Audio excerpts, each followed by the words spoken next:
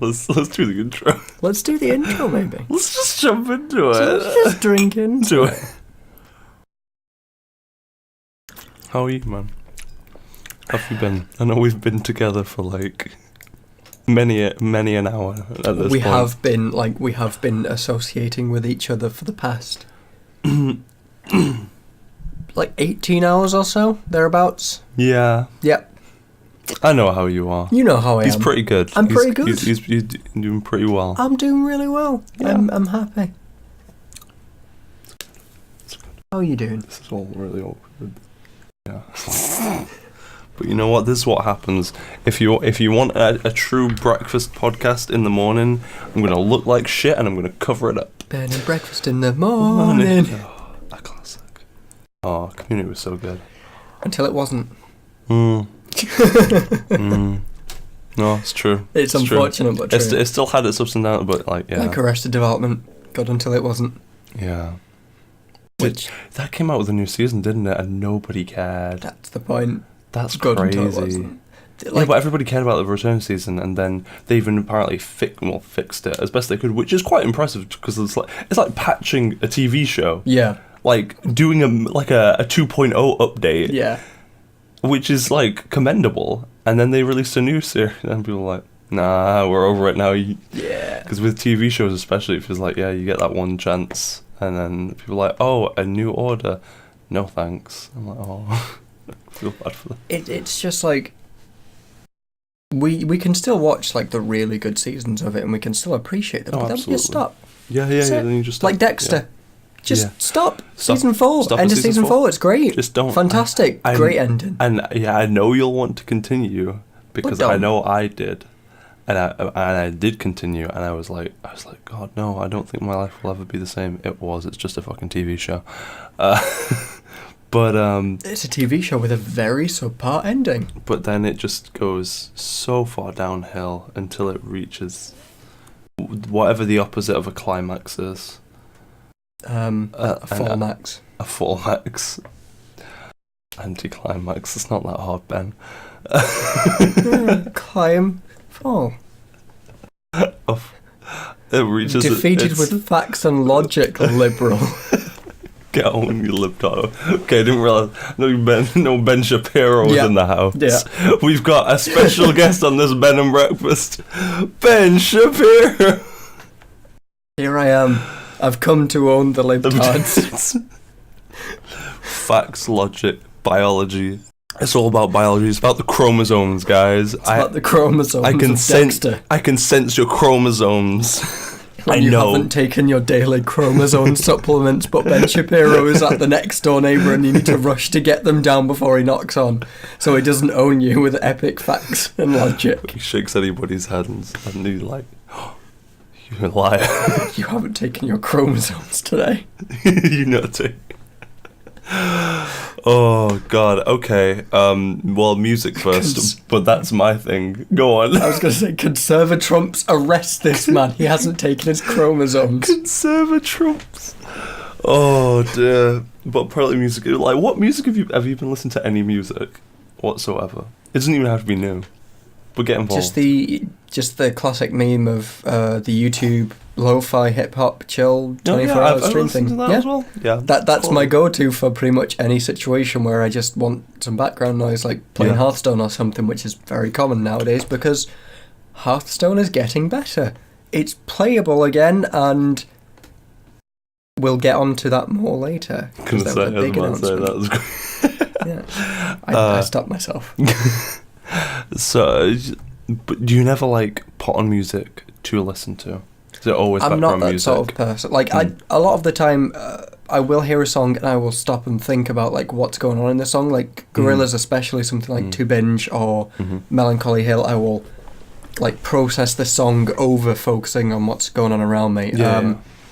And for story-driven things like Les Mis or something like that, I will think about the song because there's a lot of really subtle parts of the lyrics that are really good. Yeah, Les Mis is my favourite hip hop artist.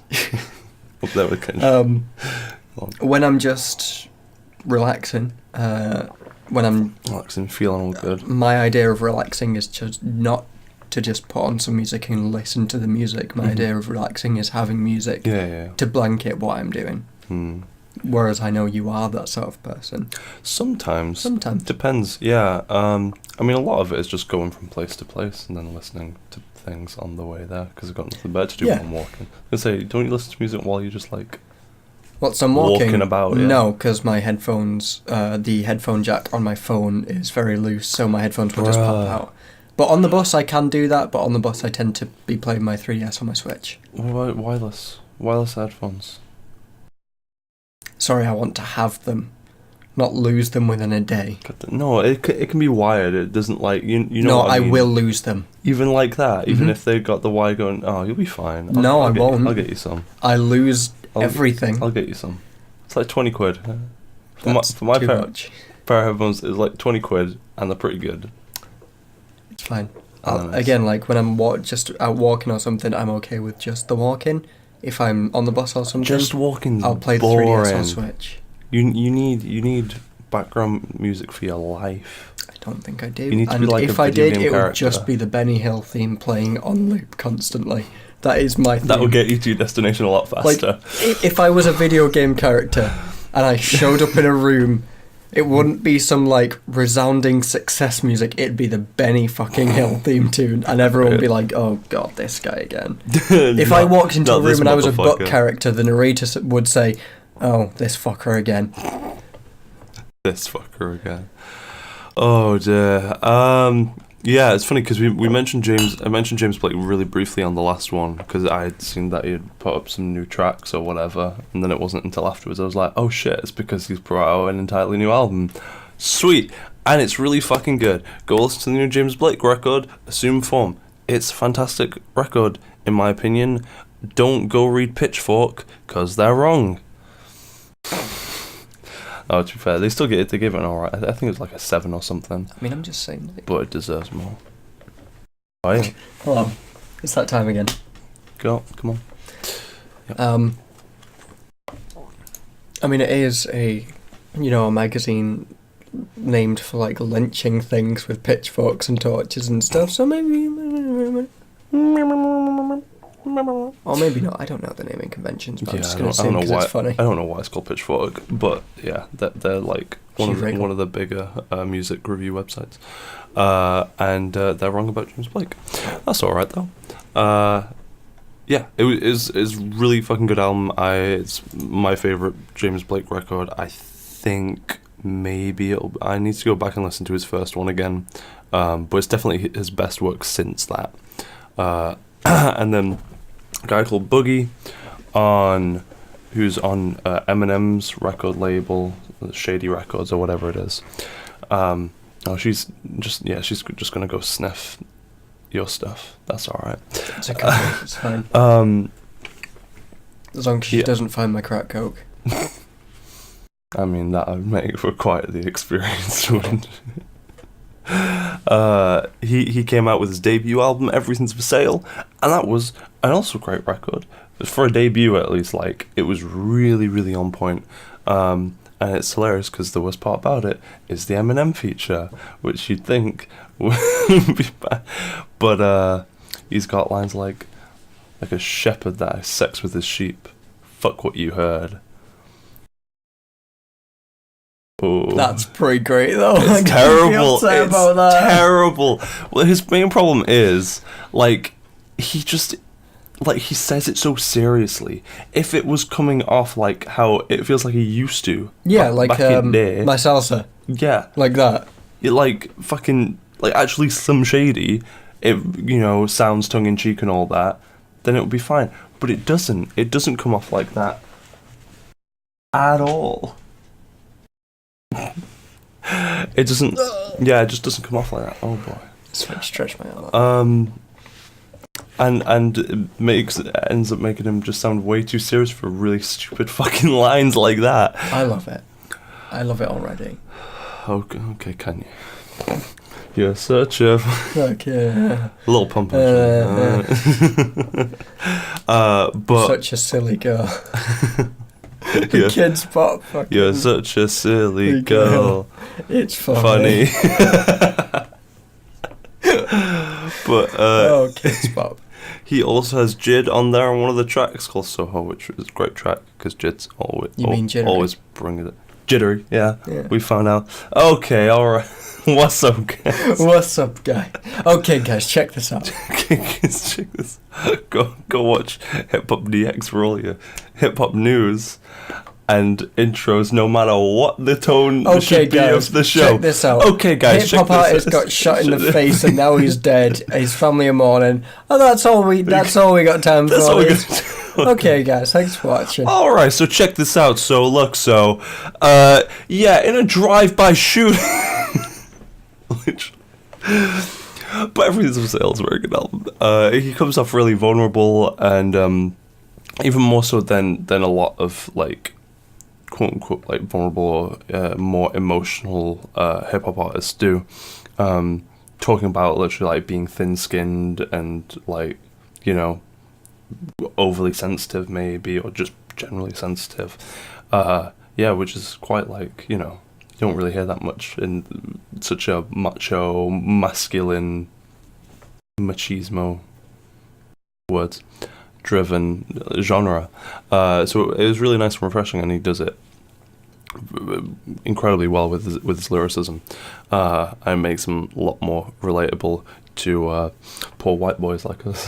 Because I'm sensitive as well. You're sensitive. Well, yeah, but I haven't listened to it, so it's not. I know, you know, but trust me, it's not something we're both sensitive. Oh yeah, but it's not something I can relate to, having not heard it.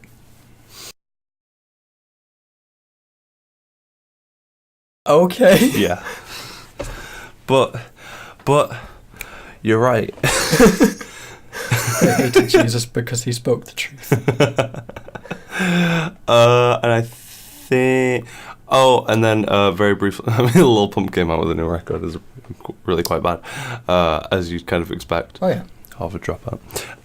And then Higher Brothers, who are a group from China, Chinese hip-hop group, came out with an album called 5 Stars. It's got some bangers on it. It's got some fucking bangers. Would you give it 5 stars? Out of 10, definitely. It's definitely more than 5 out of 10, I think. But yeah, if you want, like, you know, some bangers and shit, and they've got some featuring Soulja Boy. Yeah, literally they got Soulja. Isn't he that businessman? The top end, best businessman. The one who said Nintendo ain't gonna do shit, and then had promptly took down everything he had to do with Nintendo. He's better than Jay-Z. Even he's not a businessman. He's a businessman. Oh dear. And yeah, and then one of their biggest bangers on it is called One Punch Man, which is One Punch Fuego, because it's got Ski Mask and Denzel Curry on it, which is just wonderful. And they've got such a good Ski Mask, the Slump God. They've got a great dynamic on it. They're both so fun and perfect for something as silly and out there as One Punch Man. And then they've got Zombie to end it off, which is kind of a fucking great track. Yeah, so if you want some gritty, grimy Chinese bangers, Higher Brothers, 5 stars. Is there anything else? At least 4 stars. I think that's music. I don't think it is, because there is one album that Ben and I have been listening to together. It's sort of like retro rock pop, very poppy sounds, lots of sort of dad rock beats going on. The new Ariana Grande album? No, High School Musical. Yeah, that's got some bangers on it. We were actually listening to that before quality podcast, and Status Quo has a fantastic chorus, lots of dad rock beats going on, lots of terrible get your head in the game, very classic, very poppy. It's interesting to see what the biggest ones are. Like, Can I Have This Dance is actually the biggest one. I've never heard of that. Yeah, it's in High School Musical 3. It's really weird that all the biggest ones are High School Musical 3. Like, what the fuck, guys? 2 exists and it's better. 2 exists and it does better. It does better. It definitely does. It does is better. definitely does this better. And See, Sharpay is the best Disney villain. Changed my mind. I'm not even gonna try to. Sounds like you're pretty set in your ways. Well, you know, I am sticking to the status quo. God damn it. Hey! Set you up. Didn't even realise Too well. I set you up. set me up too well. But what about Tamatoa? Who hasn't always been this glam? He was a Just drab little crab once. once. That's the issue. He was a drab little crab once. Whereas Sharpay has always He's been always been fabulous. fabulous. Every day, fabulous. Yeah. Bet on it. That's another banger. I love that. Like, you just got some. Then something like featuring Troy and Gabrielle. Just Troy. Featuring Chad. In all caps. Yeah, right. Chad. Oh yeah, I don't dance as a. That's another banger. I don't dance as a banger. And then they banged afterwards because they swapped clothes. They did. They did. That's it. They danced. They do dance. They scissor apparently. I was gonna say that, yeah, that's how gay sex works. Oh fuck me. I mean, that's what they did. That's what they did. That's what they did. But Moana is the best recent modern Disney movie. Mm-hmm. And Tom Kingdom Hearts 4, please. That would work really well as a Kingdom Hearts. Because my thing, after finishing it, okay, let's just talk about Kingdom Hearts then. We're just moving straight into Kingdom Hearts then, yeah, well, we're moving into games, so like, I might as well do Kingdom Hearts 3, because that's been the big one. Yeah. If you've not played it yet, I won't spoil anything. Because I haven't. As best as possible. Yeah. I need to play it off you at some point. But, like, after finishing it, I was like, I'm looking forward to the next one. I finished a game and I was like, wow, I want anything but this going forward. I want the next. No, because I'm like, they've got a great base here. This is solid. Mm-hmm. There's improvements that can be made here and there. Like, take out the fucking Disney attractions. They're shit. Please stop. Why do you give them to me every 5 seconds? I think. Surprisingly, I don't want to go, wee! You know how it's a Square Enix game? Yeah. I think it'd be really interesting if for the next one they put in some Final Fantasy characters. That would be really cool, you know. Yeah, that'd be an interesting new idea. New idea, yeah, it'd be pretty sweet.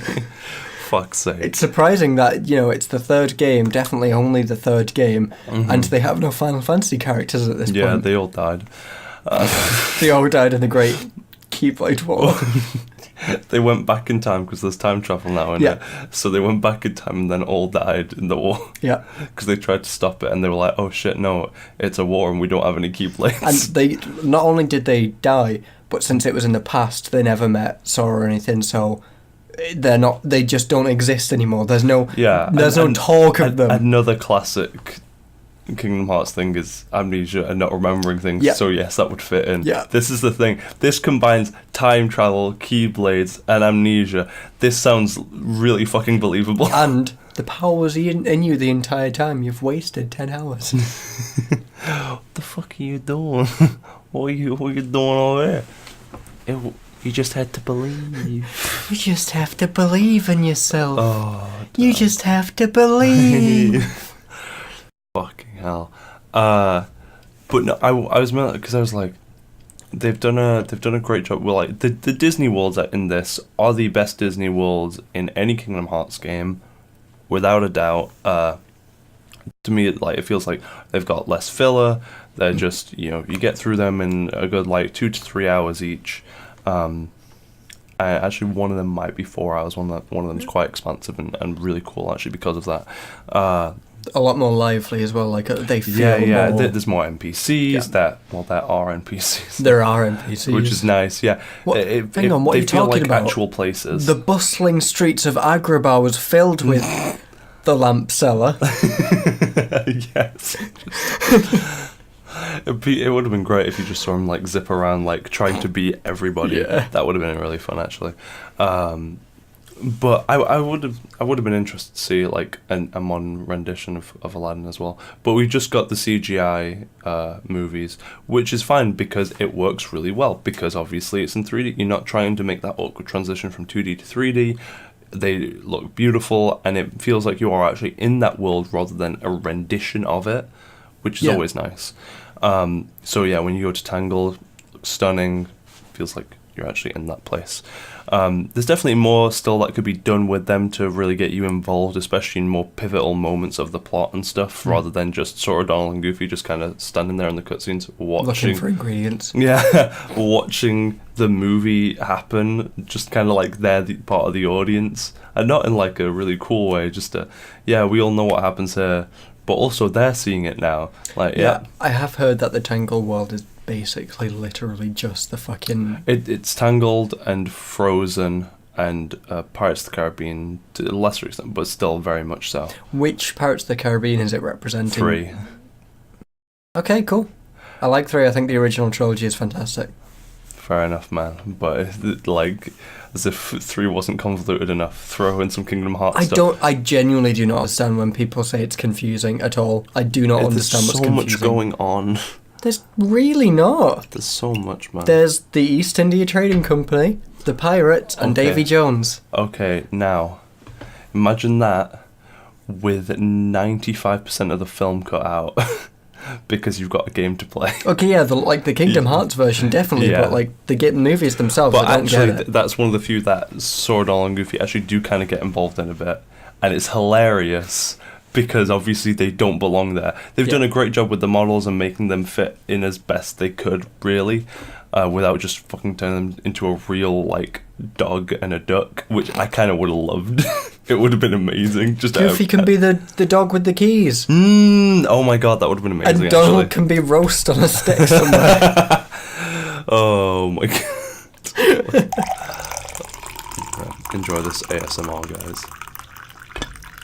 With the steam pouring directly into the microphone. I was going to say, is that going to fry it? Could you imagine if it explodes now? I actually find that. It's weird, because when I'm actually doing it, I don't find it all that satisfying, but when somebody else is doing it, or I'm listening to it on a video, as I do every night. You can't tickle yourself, you know. Yeah, it is kind of like that. That's weird. Masturbating will never be as good as a hand job. God damn it. Unless they mash. So Tangled and Frozen, are basically that, and they're just like watching shit happen. And you basically have to have seen all of them. I prefer it when they do like it's a post-movie thing. You're like, so they meet the characters after the movie, and then there's like a new adventure for them or something like that. Or something entirely different, like the original Hercules from Kingdom Hearts 1. That was a new story going on. Yeah, Big Hero 6 does that, and Monsters Inc. also does that. And I think those are really cool. But the reason why I'm like really excited for it next, because they can make all of these improvements and hopefully take out attractions and make things better and listen to feedback, please, Square Enix. But there's also... You didn't like a rhythm game breaking up your combat? You didn't like... What? What's wrong with you? The thing is, I wouldn't mind it if it didn't happen every 2 minutes. That's my problem. And if it didn't last 2 minutes. Literally. If it didn't chain itself into itself because it was just so long and happened so often. Oh my god, it does. And you just get them all so quickly. It's not a big event anyway. Like I'll talk more in depth about it because I've got a whole like big paragraph on the attractions alone. Maybe almost a page in the script already. So yeah, there will be a Kingdom Hearts 3 video. Shock horror. Still don't know what I'm going to call it, because playing Kingdom Hearts in 2019 is like... Kingdom Hearts 3 in 2019 is like, well, yeah, that's what a lot of people did. Like maybe living up to the legacy? With a question mark. Hey up. Hey up. Thanks. Come to you. Right. You can always come to me. So I'm really saying... Set me up. Because there's potential for like stuff like Moana and... I like Moana, so it's like exciting. It's the fact that and you're like, Yeah, and is my favourite.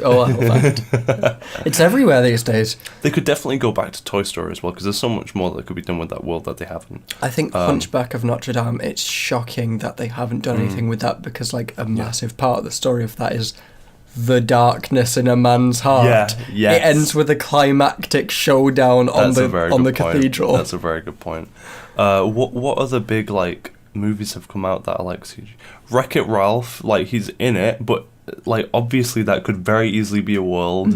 Like I'd rather it wasn't. Why not? It'd be a really good world though. Like this thing, because it lends itself perfectly to it, and as long as they don't fuck it up like they did with Tron, then it could be really good. They would go like full fourth wall with it. I'd be like, oh no, it doesn't have to be. But it's a video game world. In a video game. Oh, there's already a bit where they kind of do that. It's almost like a Final Fantasy fourth wall. It's weird to explain, but I think it's great. Okay. And a lot of people really enjoy it. You'll see it. That's definitely something I don't want to spoil. Right. There are some great moments here and there in Kingdom Hearts 3. Unfortunately, a lot of them are in like the last 5 hours, because that's where all the story is.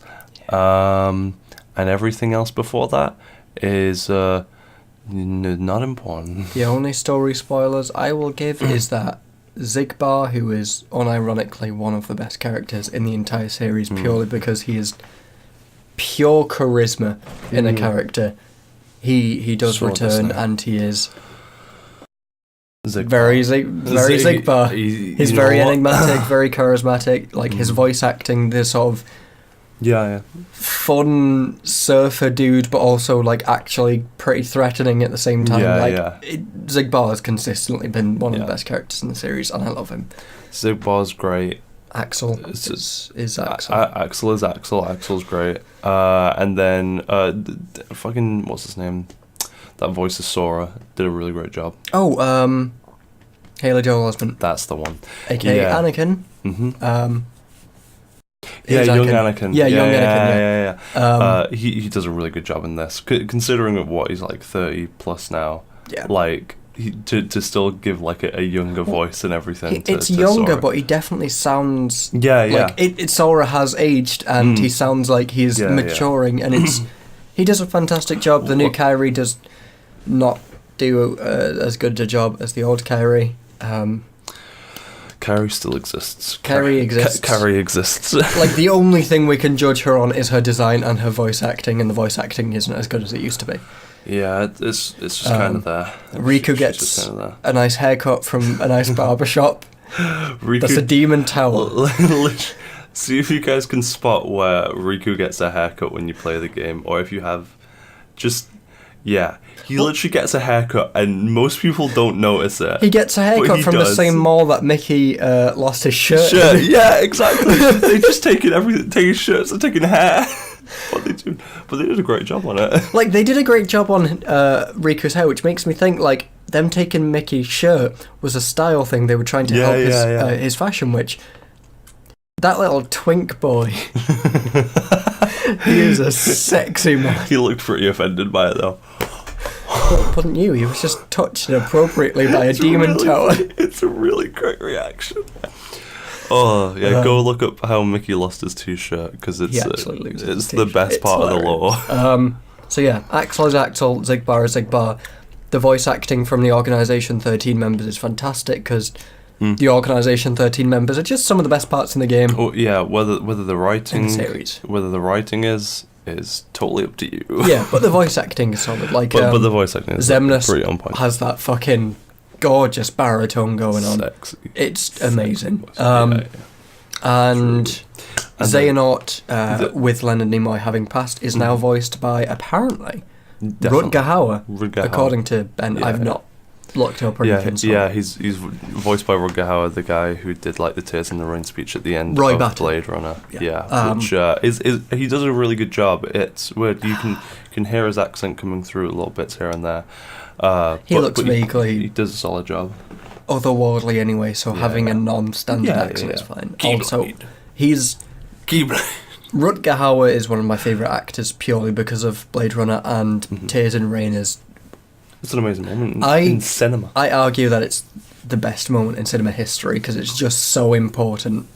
Like Blade Runner as a film was one of the most important films in history, and that moment especially demonstrated everything that Roy was about. Which up until that moment, most audiences would have thought, oh, he's just some crazy guy, but that was demonstrating like no, he just really values life, and he's making Deckard really value life, which is the reason for the second movie. He values life, which is also Kino. Quality movie. Cinema Kino. Oh my god, it so is. Okay, yeah, that's all I'm comfortable. Talking. I could talk so much more about it, but I would then start spoiling things. Can we talk about optionals very quickly? Optionals. Yeah. What do you mean? Bosses. Optional bosses and stuff. Optional boss. Yeah, didn't know if you wanted to go for it, but spoilers. Yeah, there's one optional boss in the game. There's one optional boss, and it's not very good. That's what I'll say. Well, the boss fight looks alright. Yeah, the boss fight looks fantastic. The boss fight is good if you stick about level 50, maybe 60. But I did it at level 50. It was actually a challenge and really fun. Yeah. And then Guy actually came around to finish off his game, which was really nice. Of it, and he was at level 99 as we talked about because he wanted to 100% everything. So it was really funny actually. So he was like, I just want that end screen to like have all treasures collected, all everything, and then so we finally get there, and then it says gummy ship completion 69%. Ooh, nice. and he's like, no. Like, it's fine, he's just going to go back and do it again. But it's funny. But it was really funny after, like, literally he put 88 hours into it. This is a game that should be completed in, like, 27 hours, guys. I mean, 28. Completionists, especially massive fans of the series like him. If you want to complete it, though, do it afterwards. Yeah. like there are areas afterwards. Finish the game.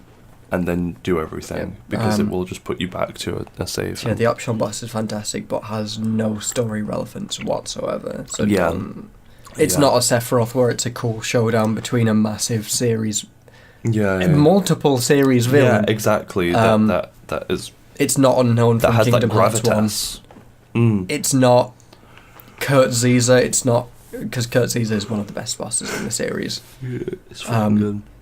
I feel like he was the only optional boss that was really tuned to one's speed and mechanics because it was comparatively like a much slower optional boss, but like a more fair and learn the patterns challenging one.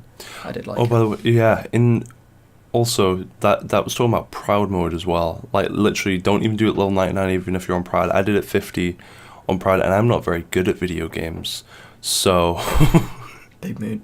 Big mood. So and that's the last thing I'll say is that a lot of people already know this. The game is very easy, even on Proud mode. I never played any of the previous games on Proud mode, and then I restarted this one because normal was way too easy. Played it on Proud, died very few times. Not none at all. I'm not that good. I'm not that average. And it was nice because when the final boss came, I still died a couple of times. Yeah. Still not that many. But and then there should be a critical mode coming. They've said that there is DLC coming, and but the only thing that they've confirmed so far, Nomura has confirmed critical mode.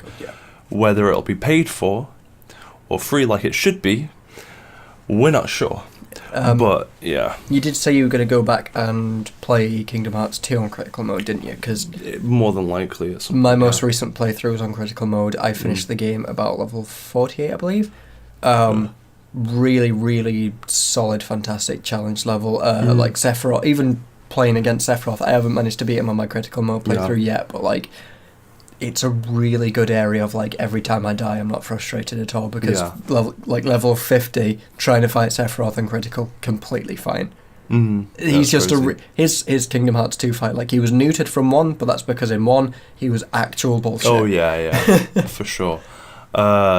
If critical mode ends up coming out before I finish the video, which is probably going to be like the longest fucking video ever, then I'll probably delay the video so I can have a big thing talking about critical mode as well. Yeah. I'll go all the way through again on critical, It- and we'll It's see a how really it good is. game to go on critical. Yeah, but no, Kingdom Hearts 3.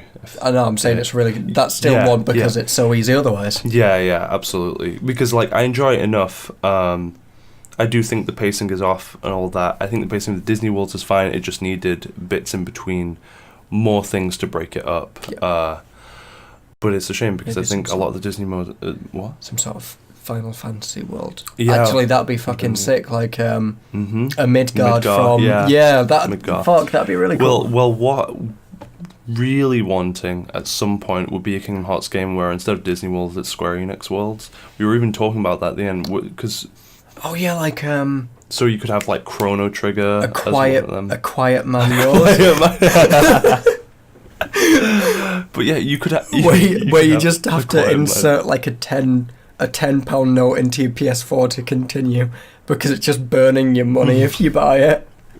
Fucking hell. Because we were talking about growing up and how Kingdom Hearts 3, especially from 2 onwards, hasn't grown up with its fans. Like, it's been 13 years and it doesn't feel like it's aged alongside them in the way other series have. I think that's a key part of retaining a demographic for pretty much anything, honestly, from games to movies to like even like Nerd Cubes on YouTube. He went from various screaming loud. You evolve and stuff, and Kingdom Hearts hasn't really had that evolution, unfortunately. No. Especially when you consider how much easier this is than 2 at the moment. Which is a real shame. And when we were talking about it, I was like, wait a minute, so if they did the Square Enix thing, that would be a great way to evolve the series and mix things up, definitely, but also to make it more naturally a more mature game, because you're going to be dealing with, instead of Disney things, and because they wouldn't have to worry about Disney characters and stuff, I guess they would also probably have to kind of get rid of Donald and Goofy as your companions, unfortunately. They wouldn't have to, like, they could still have that remnant of Disney. Potentially, but if they want to do, like, definitely more mature things, then I don't think they can be held back by Disney and, like... It is a Disney property as well, though, so I know, wouldn't be able to. I'm not too sure, Well, I'm quite curious as to even if it would be possible. But it would be a really interesting way, if like, just a way to evolve the series, mix things up, and also feel naturally more mature, because things like Final Fantasy 7 and 4 and Chrono Trigger, as lighthearted as that is more mature than fucking Kingdom Hearts, even all these years later. As well, like, they'd be able to do like a Timeless River thing from 2, where they could represent like the series is getting like further and further technologically by having like more retro art styles with That'd the more really Dragon Ball like eyes and face and stuff, going really up to cool. like Final Fantasy 7 polygonal models. Because even Louis made a good point about how good Dragon Quest XI looks, and like imagining a recreation of Chrono Trigger in that style would be really fucking cool. Because I was thinking, like, how would they do it? And it's like, no, that's the same character artist and all that's worked on Dragon Quest. So they could absolutely do it, and it would be really fucking cool. And they could have like The World Ends With You, like properly be a world in there. Like Final Fantasy 15, like, you know, you just hanging out with the boys, going on a little road trip. That'd be neat. That'd be the, like, I think the end world of like, this is the furthest technologically, and then like have Chrono Trigger be like the back of it. Yeah, that'd be really cool if you're going from older games to newer. That would be great. And you can show that with the art style, like Sora having one of those Dragon Ball like Dragon Quest eyes, going up to Kingdom Hearts 3 Final Fantasy 15 art style with like polygonal models in the middle, and then be so cool. Sparse various MISC Square Enix franchises. The thing, there's so much potential, and there's so much potential to mix it up, and it's just... Disney ain't going to allow it, though. Yeah, there's that, and it's just a shame that they've not really done it as much. It doesn't have to be a Kingdom Hearts game. This is true. Like, because there is so much potential, and it just feels like a lot of it hasn't been capitalized on, and there's not been enough change just generally going on because of Like, you just, you reset, so you have to get all your abilities again. How many new abilities are there, though? Not that many, actually. And what the fuck, like, there is potential to have various new abilities and combos and stuff, and I'm not saying, like, necessarily entirely new game mechanics, like they keep trying with the flow motion or the cards or the fucking command deck or whatever. It doesn't need to be that much, but just things that complement the already solid base that they've got from 2. Well, I feel like 3 is more of a culmination of what has worked in the series than a step forward. Like, it's it's good to have a solid, like, here's everything that you liked from the series, but I feel like that has been slowing pace a little bit, because this jump from 1 to 2, huge, and the jump from 2 to 3, huge, significantly less huge, more in the worlds than anything else. The worlds and the graphics. Especially when compared to, like, the time difference between 1 and 2 and the time difference between 2 and 3. Obviously, we've had things in between then, but... none of them have been... But they've all been stuck in the PS2 kind of era anyway.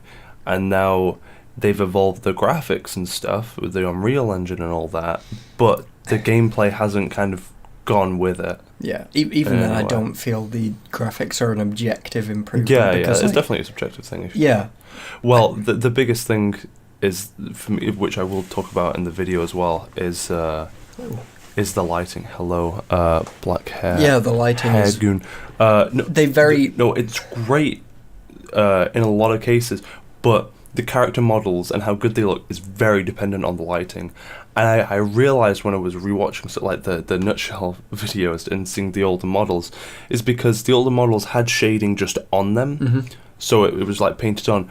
Now they don't, because they're like, oh well, we have lighting to do all that kind of shading for us. So when you're in a certain scene, like there's a bit in Olympus at the start where it's all clouded over, so literally no light is being cast, so you can't see any shadows off anything. They look really weird and out of place. As soon as you step out of that and you're going up this mountain, it looks beautiful because there's sun beaming down, the colours are really vibrant. So it's really dependent on the lighting how good the models and just the game looks. Most of the time it's great, but there are a few times where it looks really odd because there's not that shading down their face that there should be. I feel like the lighting is too dependent on sunset lighting as well. Like, that's the only lighting you ever really see the game in like trailers or anything. Like, it's the main demonstrated lighting, because it's like, hey, look at the sunset lighting, and it's all shiny, and it's like, okay, but do you have anything else? Well, that's what the Olympus bit does really well. Well, when you step out of that, it isn't. It's just like really bright, vibrant light that makes it look great. You see Hercules in a scene near the start, and then you see him later on with that lighting. Suddenly he's got a lot more colour going on to him, and you can actually see kind of light passing through bits of his skin and all that. Like the subsurface scattering or whatever you want to call it. Yeah, it's really neat. I'd like the old style of shading inbuilt, because it just looks less shiny. Yeah. I like the sort of darker aesthetic. Really doesn't fit with the theme to have everything, beaming and brilliant. Like, I'd like a bit of a more cartoony world instead of trying to go for realism. Like, I don't think certain things should be shown in realistic ways. Yeah, and it's a shame, because I would have liked it if their outfits and stuff got switched up more throughout, like they do in the Monster Inc. world. When Sora becomes a fairy. Yeah, it's wonderful. I'm trying to scour the internet for that Sora furry X Elsa X Reader. Oh god! So that's actually Kingdom Hearts. We got to cut it off there. Yeah. We could go for a long time. Clearly, because we said like over 10 minutes ago, probably we could talk about this forever. So let's do that. Fallout 76 Botch Watch. Oh boy, the Botch Watch. Fallout Botch. What? Botch Wo. Botch, well. Go on. So, Tell me. the Fallout 76 Botch Watch is here again. Start off with a very minor one. After the travesty that was the Nuka-Cola rum bottles, they decided to put out a Vault Tech leather jacket in the style of like a Fallout 76, Vault 76. Oh, I wanted jacket. it to be Tunnel Snakes. Tunnel Snakes rule! Not in Fallout 76, but I do appreciate that. But they were... Or a Boomer jacket, but they're not doing Fallout New Vegas, that's forbidden. You're not allowed to say that right there. So the leather jacket looks like a trash bag. It looks like one of the cheapest, most disgustingly made jackets in the world. I was going to put in a trash bag then. Fallout 76 trash bag. Premium. It's also called Premium. Premium leather jacket. So this is the official... these are the official pictures for it. This is unfortunate, isn't it? It looks like an IKEA bag. It looks like someone stripped down an IKEA bag and made a jacket out of it. You know what? It's not great. It's not fantastic. It could be better. It could also not be a black box rectangle on the screen. Come on. There we go. There we go. Beautiful. It's not great. If you scroll down, $276. Oh yeah. If you scroll down, you'll be able to see some off-model shots, like this one especially, just to the right of that. How great does that look? It's pretty sexy, man. Looks fantastic and not at all like a trash bag. Whoa, that's bad. Don't wear it like that. Girl, you could have such better style than that. What's going on there? It works better on his broader frame, I think. Definitely, like most leather jackets do. It still doesn't work well because the colour is fucking hideous. Yeah, this is the thing. This is the thing. So sometimes people need to understand that outside of games, things aren't necessarily supposed to be worn. No, like anything from any JRPG. Yes. Except Final Fantasy 15, which actually has some pretty fucking stylish shit going on. Oh, it does look like a trash bag. Yeah, no one's gonna get upset at you if you decide to wear, Iggy's suit, because Iggy has some fucking style going on. Let's be fair. It's just $276. It's $276. Lamb top grain leather. Like, you don't need the highest quality leather for not a great design, honestly. Oh no, it's genuine, which is like the lowest. Of course, genuine isn't actually like... No. Yeah, genuine it always is the lowest grade great, of leather. But yeah, it's the lowest grade, and then it's 207. Get the fuck out of here.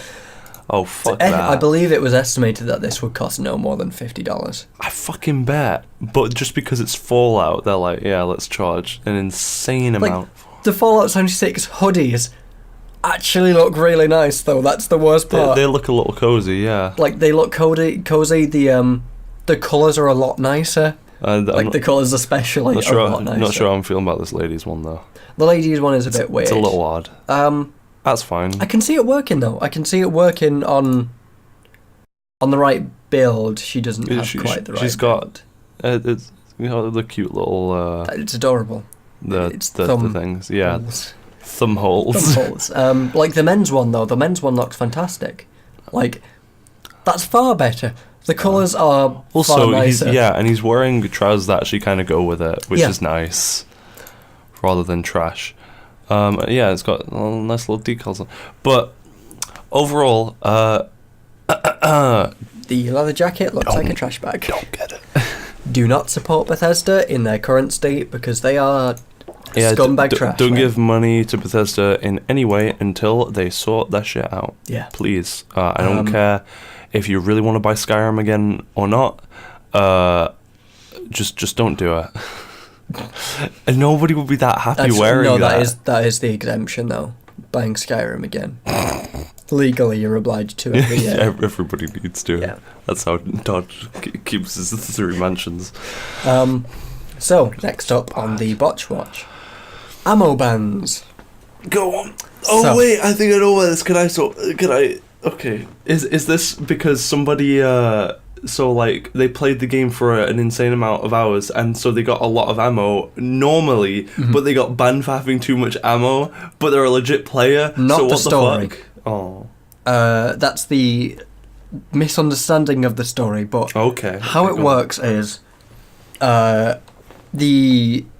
essentially the duping or scam iteming system works by checking like where players pick things up from. So if you drop a ton of ammo in a certain location and then a certain player picks it up, it'll detect that. What the game doesn't detect is if you drop that ammo. So this guy was trading ammo between his accounts. He'd trade a lot of ammo to one account whilst he was deciding what gun to use on his main account. And that's allowed. Is that okay? That's completely fine. He'd trade it back, but trading it back when he decided what gun to use would count as picking up that amount again. It wouldn't be detected as having been dropped and then picked back up. It would have been detected as he had that ammo and then he picked up that ammo. So he got banned because he had too much ammo and the game was not designed to understand dropping. You know, you could have cut that sentence off a lot sooner.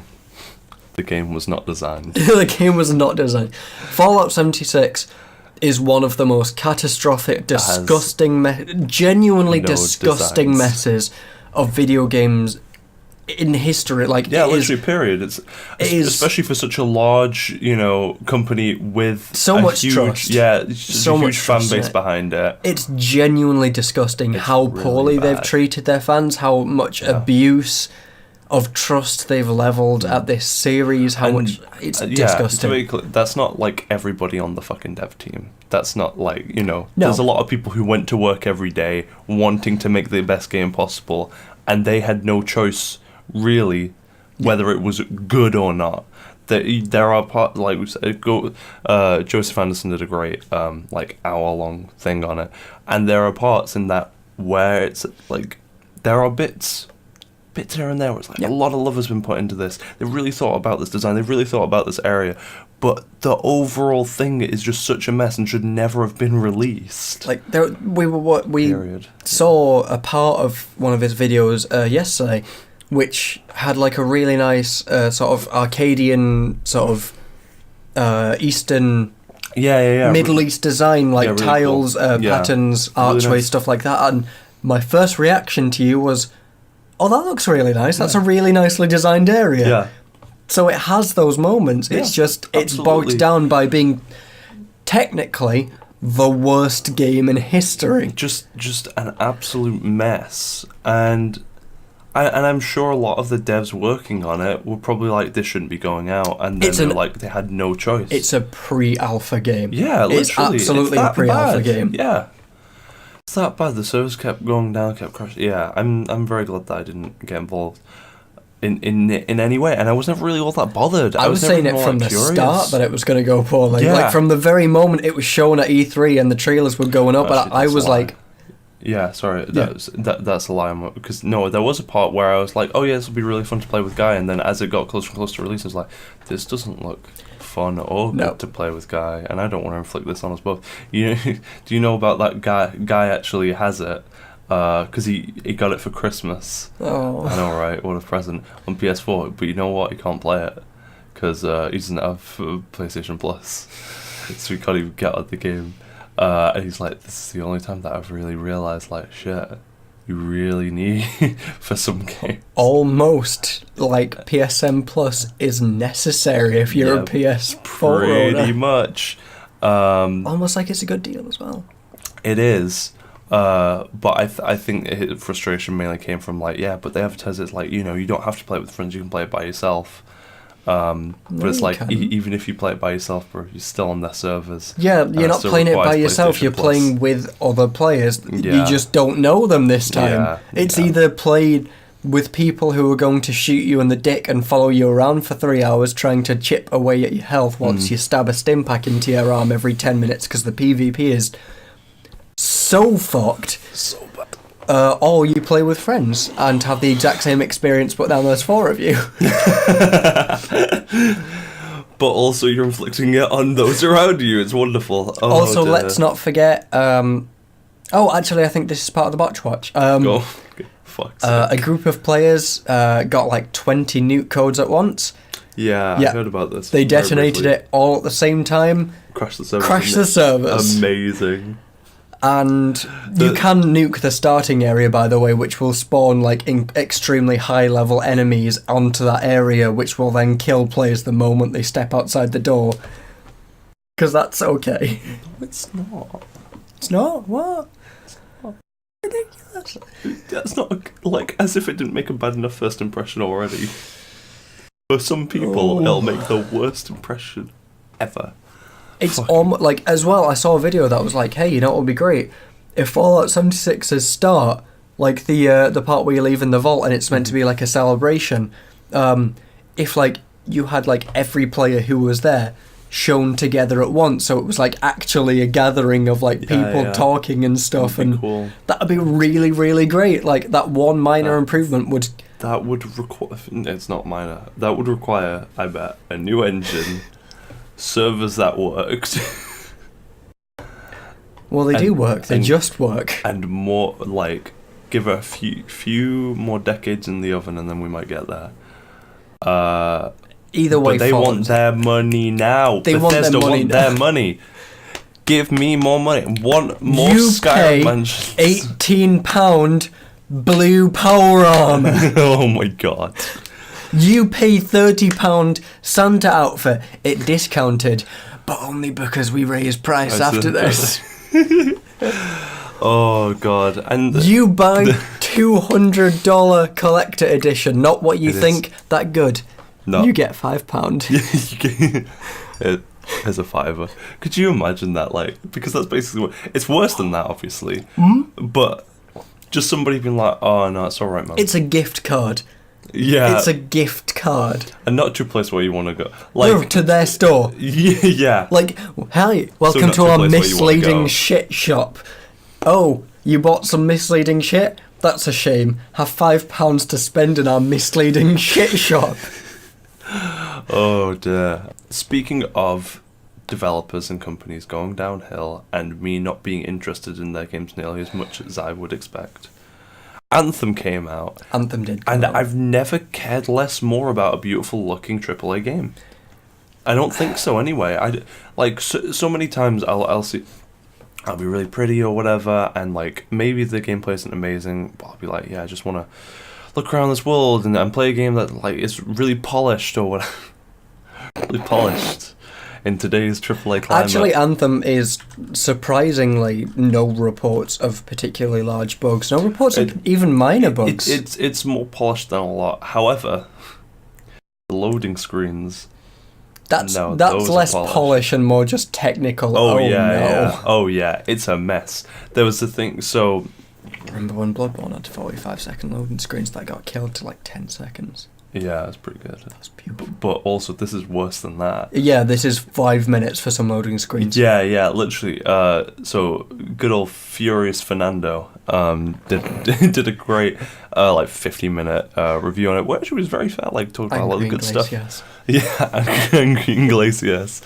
Joe did a video, and literally at one point, he cut up the footage of the loading screen. This was just for one mission of the loading screen, and cut the footage for the mission itself. The mission was like 4 minutes 26 seconds or something like that. The loading screen was like 5 minutes. 5 minutes. The loading screen was longer than the mission. That's so bad. That's so shit, and fucking ruins any potential immersion or experience. Because when you just sat there, you have so much time to just be taken out of the game. Yeah. Loading screens generally just take you out, but when they last that long. When they last that long and the gameplay isn't particularly engaging otherwise.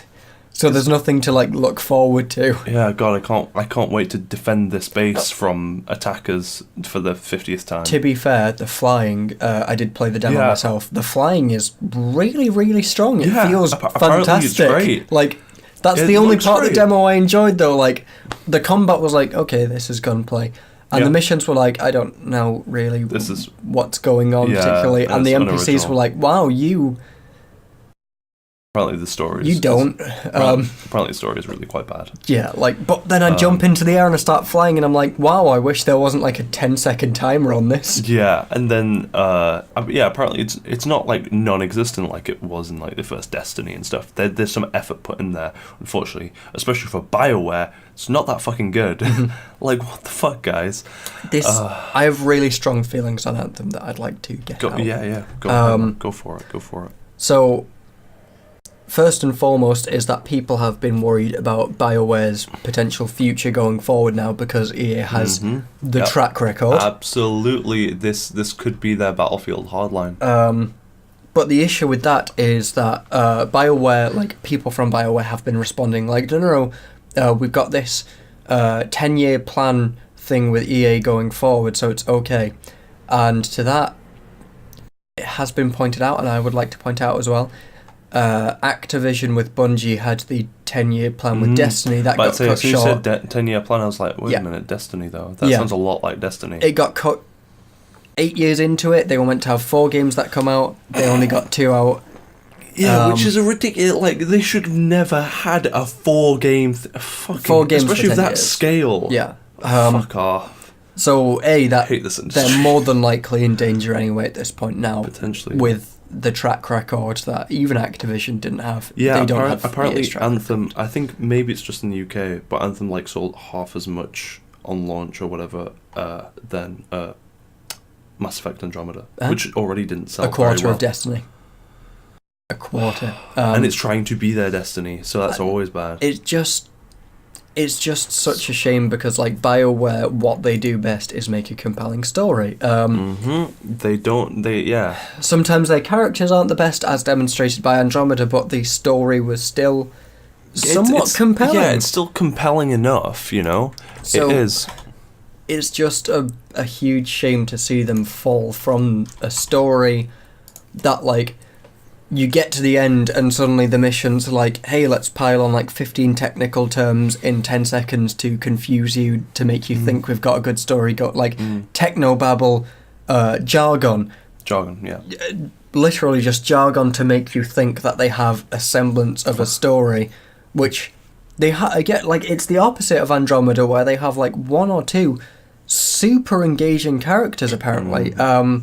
One sort of older guy who looks sort of almost Hawaiian in his design, like sort of wider, more Polynesian features, super engaging character, but then the story just isn't there. And didn't support him. The first reveal we saw of the bazaar, like the 4 hub thing in Anthem. Anthem. Looked really fucking cool. It looked great. It looked like a really alive world, but then you actually get into it and it's completely dead. Like, you get NPCs going like... Yeah. It's a shame. It's been... Hey, Zabby, how you doing, buddy? Yeah, it's been changed so much since the E3 thing. And it's bullshot. Yeah. Like, fucking, untrustworthy vertical slices. Yeah. As usual. It's not even like vertical slices that are actually there in the game anymore. Like, some games... These days, bullshots are a lot less common because we do actually get the graphical fidelity that's shown. But clearly on Anthem's first review, even I was like, this looks insane. Yeah. Like, it just the amount of, in terms of the facial animation and like you said, the crowds and the lighting and everything. Yeah.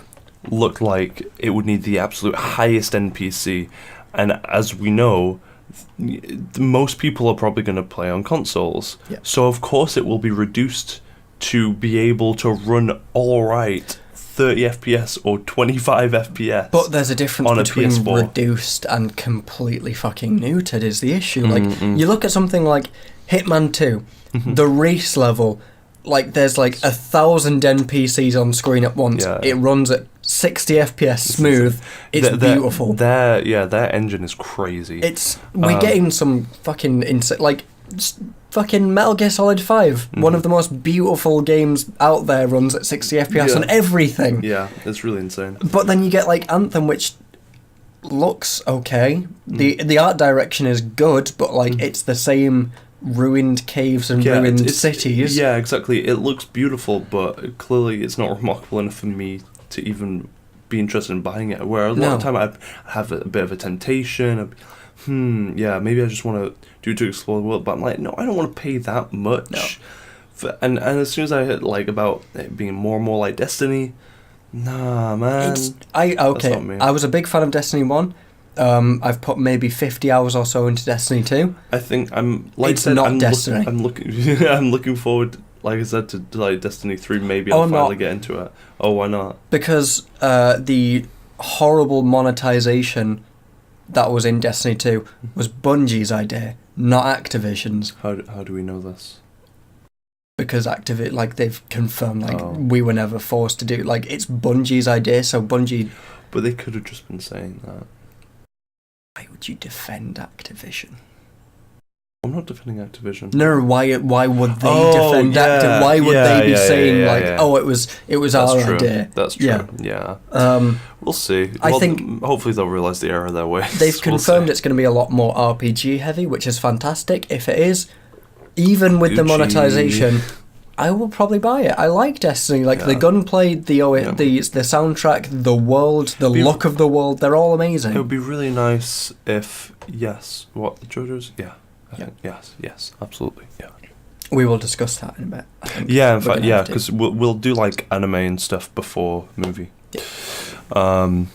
But yeah, it says a lot when there's something, especially when it's not Ubisoft, because Ubisoft is the one that for quite a few years I've been able to overlook and be less and less bothered by the releases of, because I know that they are so similar and the same gameplay. Like, even if it's a solid gameplay loop, and could I play it and still have some fun? Yeah, but you know what? There's more unique games out there that I would rather play. Or just... But it's one of those repetitive series, multiple repetitive series where you can look at it and be like, you know what, I can respect whoever wants to play that. It's not absolutely. Yeah. Like the Assassin's Creed games, especially recently, have been getting better. Apparently, fucking Odyssey, they're still supporting that as well. Yeah, exactly. Rainbow Six Siege holds very near and dear to my heart, especially because they've been improving that. As all the multiplayer games I love have been going. Apparently, the new Far Cry thing was quite good. And then they've got the Division coming out, the Division 2, which might be good. Yeah, if they improve on what was said about 1, then absolutely. But it's a new one. Although their social. Did you know about the social media thing I just said about? So you know about the government shutdown. Oh, damn. They thought that it was a great time to be like, hey, play the Division 2 coming soon. You can experience a real government shutdown. In the middle of a real one, an actual government shutdown that's in real life. Not the best. You're experience a real one in our fake game with a fake... It's a game. Ritual. Bruh. I said, if you want me to do it this early on in the morning, I don't have time to get ready. I'm going to cover up. I'm going to be like this. And I'll be fine. So yeah, that's Anthem. Can I talk very quickly about improvements to Hearthstone and Siege? I'll be very quick. Okay, so... Come on, I will. Rainbow Six Siege, the new year is coming up. With that, you have 2 modes currently, casual and ranked. Casual... You don't choose your sites or anything. You don't know where your sites are going to be. Ranked is shorter, and you can choose your sites, and you know where your sites are going to be.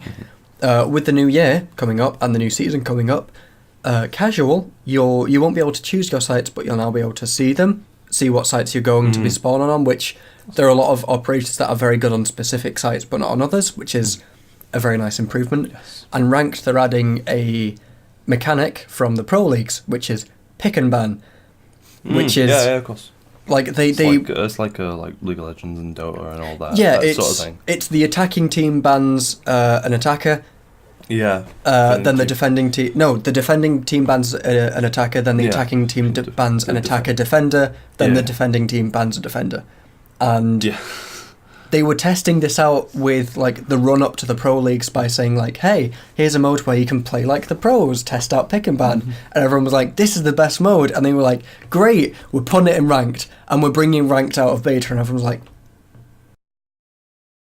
yeah, Good stuff. And the new operators, universally loved, because they're like two Australians. They've not got ridiculous fanfic insert bios anymore.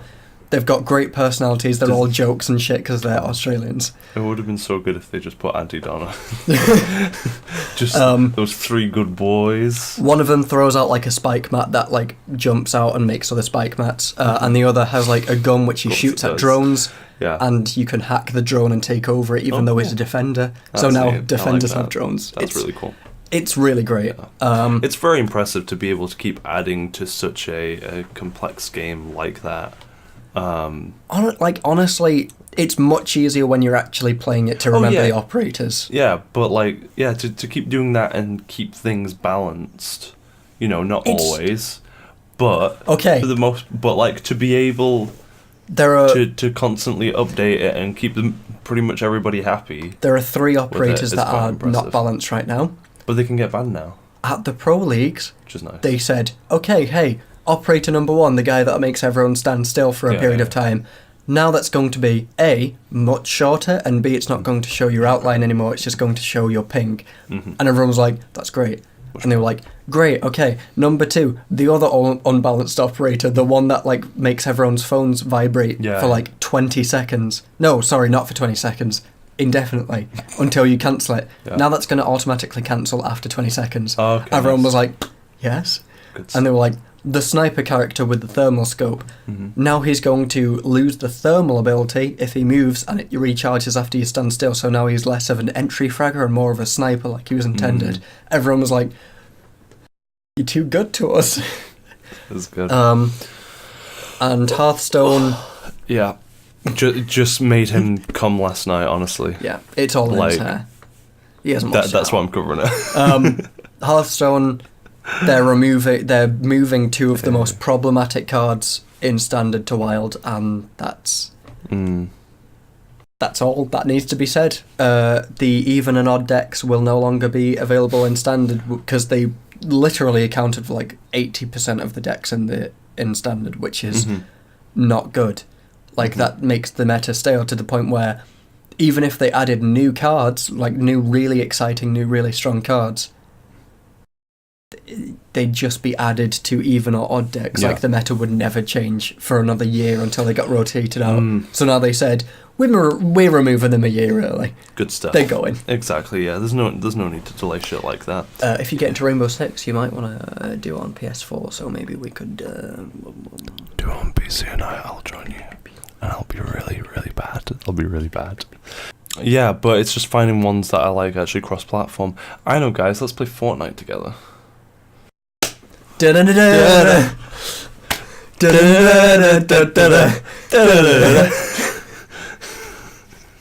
Fuck.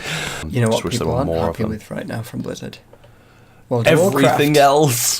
Everything else, but World of Warcraft is in an especially Oh, we've not been talking about Anthem for a while. Place. Yeah, I can believe that. Don't worry, WoW Classic will come out and do nothing. Do nothing for the game. And then people will realise, oh, it's not as good as I remember it. And then I'll be like, what did I say? Well, no, it'll either be they've made improvements and people will be like, well, it's not classic then, is it? Yeah. Or they won't make improvements and they'll be like, well, there are some parts that I really don't like, but it's classic. Yeah, exactly. Oh, God, let's have a bet. Yeah, you know what? Great, bad artists copy, great artists steal. That's the Blizzard motto. Which Blizzard have stolen many a great idea and worked at. I think patched a lot. WoW Class just keeps getting patched until it ends up being the modern game, but there's just a 10-year difference. I think we're done for games for now, unless there's anything else you can think of. Resident Evil 2 is a very good game, that's all. Resident Evil 2 is a very good game. Mr. X is fantastic. He's a sign of potential Nemesis being not a terrible, overhyped, it's so misremembered antagonist. Nemesis is misremembered, and anyone who likes him should remember that he runs at you with a rocket launcher and does unavoidable damage. Play Resident Evil 2 Remake, support Capcom, because they're doing good fucking work. Play Resident Evil 2 Remake? They put so much effort into it. They're not afraid to change things, but a lot of people like it. The Resident Evil section of Capcom has been doing nothing but good work since Resident Evil 7 now. Oh, so good. Yeah. Love it. I loved that game. I really fucking enjoy it. Get excited for Hollow Knight Silksong. The what? Hollow Knight Silksong. Hollow Knight Silksong. Oh my god, Hollow Knight's such a fucking good video game, and they don't know how to make paid DLC, so they just made a sequel. I love them. I'm not as big of a fan, but I can see it's a very good game with a lot of redeeming qualities. It's just sometimes. I'm a lot further. I got past the Rainy City. I'm at like a boss that's like a jumping spider sort of thing, and it's really annoying me. Oh yeah, no, that's like I think a lot of people agree that that's the worst bosses. Then one of the which in a game filled with bosses is like it's bound to. Yeah. I'm not a big fan of the combat in general, honestly. It's very press X and sometimes dodge, and it's like as you get more and more powers, there's a little more to it. Yeah, it's just I like the world and I like the platforming, and I wish I just love the exploration. I want to get to the White Palace, but I know that's like insane past even combat. I've not got to it. Yeah. I just don't want the combat. Because I was like, I liked the combat. I thought some of the bosses were really fucking fun and intense because it's not afraid to challenge you, which I really appreciated. Yeah. And then, but my favorite thing by far was the exploration. Yeah. Same with I like Dark Souls combat, but my favorite thing about Dark Souls is the level design and exploring around. It's my favorite thing about Dark Souls is the bosses. Yeah, because you do get your Artoriuses and your Slave Knight Gales. You get incredible moments. That's what. Yeah, it just has so many parallels. I still think Gale is the best boss in the mainline series at this point, because for such a shit that Dark Souls 3 was, Gale was shockingly good. Guys, Sekiro comes out in 3 weeks. Just letting you know. That might be cool. Might be cool, might not be. Don't know. Can't wait. Might be a Bloodborne, might be a Dark Souls 2. Unfortunately, by buying it, you're also supporting Activision, which fucking sucks. But you're supporting FromSoft. But you're also supporting FromSoft, so that's the main thing. But hopefully, they won't work with Activision. It's not a game that uses Activision's business practices, so it's not so much supporting their practices. Yeah, but it's just if it had monetization and transactions and stuff, then don't buy it. But it doesn't. So it's FromSoft. So. Yeah. Anyway, anime.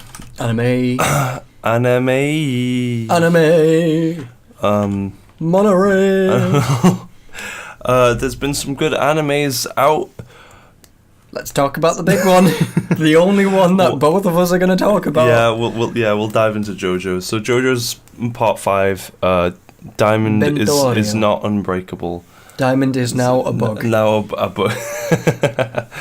Let's talk about it. Let's talk about the newest episode. So there'll be spoilers for big spoilers for episode 20, which don't Diamond crashing.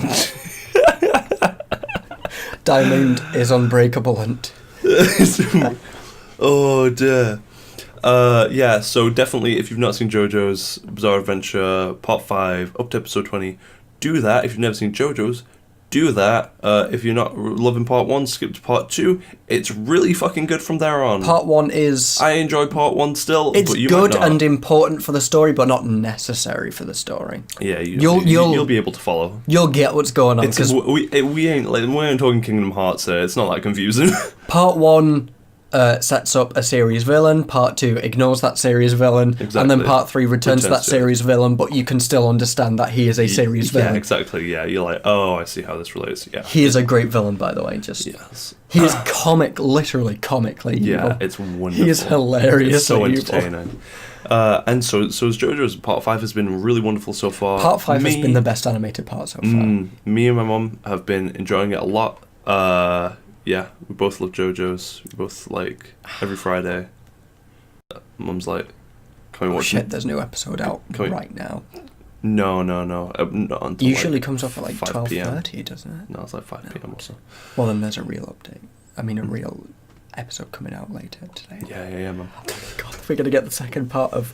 Yeah. Spoiler warning, turn back now. Yeah. The fucking King Crimson encounter. Yeah, which, because I've not read the manga. All these guys know about it. But I've never read the manga. So I didn't know what to make of it or anything. And then King Crimson shows up. He's very fucking intimidating. He's really cool. First of all. And also very confusing. The design. And now I get it. The design is already, like, the most intimidating stand design in the series. Absolutely. That's even without the voice, yeah. Vanilla Ice and Cream are actually pretty intimidating because, like, the skull design and stuff, very intimidating. Still not as intimidating, but because that feels a little more try-hardy in the intimidation factor, and that is just a screaming floating skull. Yeah. Whereas this is just an intense stare with an expression of, like, I'm halfway between constipated and thinking about killing you forever. That's right, it's with us. God damn it. Oh, fuck. Yeah, where he's just like, he's not trying to just kill him outright. He's just like, hey, no, you saying, don't want to do this. I'm not an enemy yet, but I will be if you persist. And you don't want to do this. He's warning him. The fact that Bruno... I'm very fucking powerful. Bruno thinks he could potentially take the boss. But then there's the thought, like, in the back of your mind, which very much comes to the forefront of, hey, this guy is the boss of a stand-based mafia with an assassination squad under his hire of people who are genuinely some of the most powerful stand users on Earth. Yeah. Do you not think those guys would be the boss if this guy was not stronger than them? Exactly. And he is. And he is, because his power to confuse the shit out of you with whatever the fuck his stand is. So you don't... But that's also partially because, I only have seen his stand for about a total of 5 minutes. You've only seen the ability of his stand that is actually not that representative of his stand ultimately. God damn it, of course it's not. It represents a good deal of it, but it's not representative of the sheer fucking power of this stand and how batshit insane its power is. You're going to find... He gets punched through the gut. Through the back of the gut. That's a really intense way of dealing with someone. And fortunately, because they stopped, censoring it to shit. That, a few parts ago, that would have just been a black blur over that bit. But now it's like, fuck. It's really good. It's nutty, and, the series up to this point, the part up to this point has been amazing. The animation quality has been... fantastic. Genuinely outstanding. The White Album, the entirety of the White Album fight is really a big highlight. And then I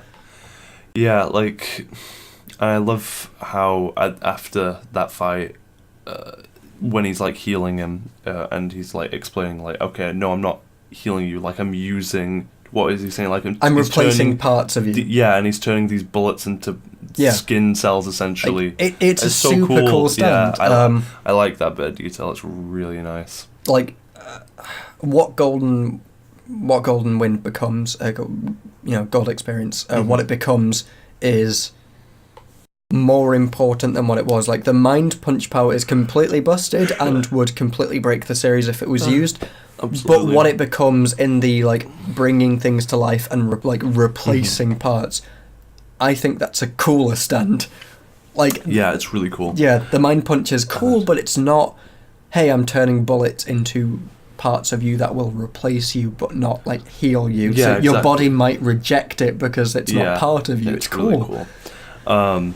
And then they had their own little producers moment where they're going by and they're like, what's he doing? I mean, we're just it's just like that bit.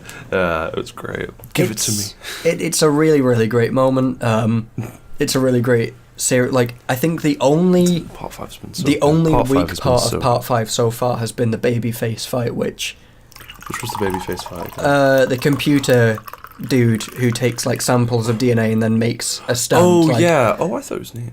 It's neat, but it's much weaker than pretty much any other stand fight before it, because you have really amazing stand fights like the Grateful Dead Beach Boys arc, which is insane. I love how intimidating basically every single stand has been. Yeah, like... Well, like, they talk about the powers and I'm like, oh shit, that is actually pretty fucking scary. Like, the baby was just kind of fucked up anyway. It's a super fucked DNA, up stand. Yeah. But it's hilarious, like... But we then used it to look ended at, up being funny. We used to look at Zowarudo and be like, that is the most powerful stand on Earth. And now we've got power levels like twice that high and on just, regular users. And more creative and complex. Yeah. It's really neat. Like the old you just stands, don't know what they're going to come up with next. they're classic stands, but they're not creative at all. Yeah, Like the most creative one was Oingo Boingo by far, because it's just weird. And it's like, and even then, with them being not as creative, it's like they're still more creative than most of the powers in most other anime. Yeah. This is the thing. Like you have Bastet, which is So then when you get to here, it's like goes past the creativity of anything else, even outside of anime, or manga. You haven't seen even one of the more like. Yeah, I'm sure I'm not. That's what's crazy about it. There's a stand fight later with 2 users, which is like both together. Like I mean, separately they're not very powerful stands. But like they complement each. They complement each other in a way like Grateful Dead and Beach Boys to the point where you're like, this is lethal. This like they've got like kind of weak stands separately, but together they make the most effective fucking team. Because they keep doing that with making each thing seem like a threat and like, oh shit, now I get what they should be worried about. This enemy. Don't you dare talk shit about Bruno and Giorno's tit windows. Yeah, outfits get a bit too creative. No, that's sexy as fuck, man. Babyface's users outfit is weird because of like the one bandana that it's a little weird. Shows his eye still. It's really weird. It's a little bit strange, but like he's a great stand user. He's a fantastic molto bene, very excitable guy. I mean, and it's like JoJo's manages to kind of ease you into it quite well. Yeah, clearly, because even Mum, who's like not. Like, she obviously really likes JoJo's, but even she's been like, oh, yeah, like, that's normal, that's JoJo's, yeah it's creative. I think we both made a comment on, the tit windows, like, oh, okay. Yeah.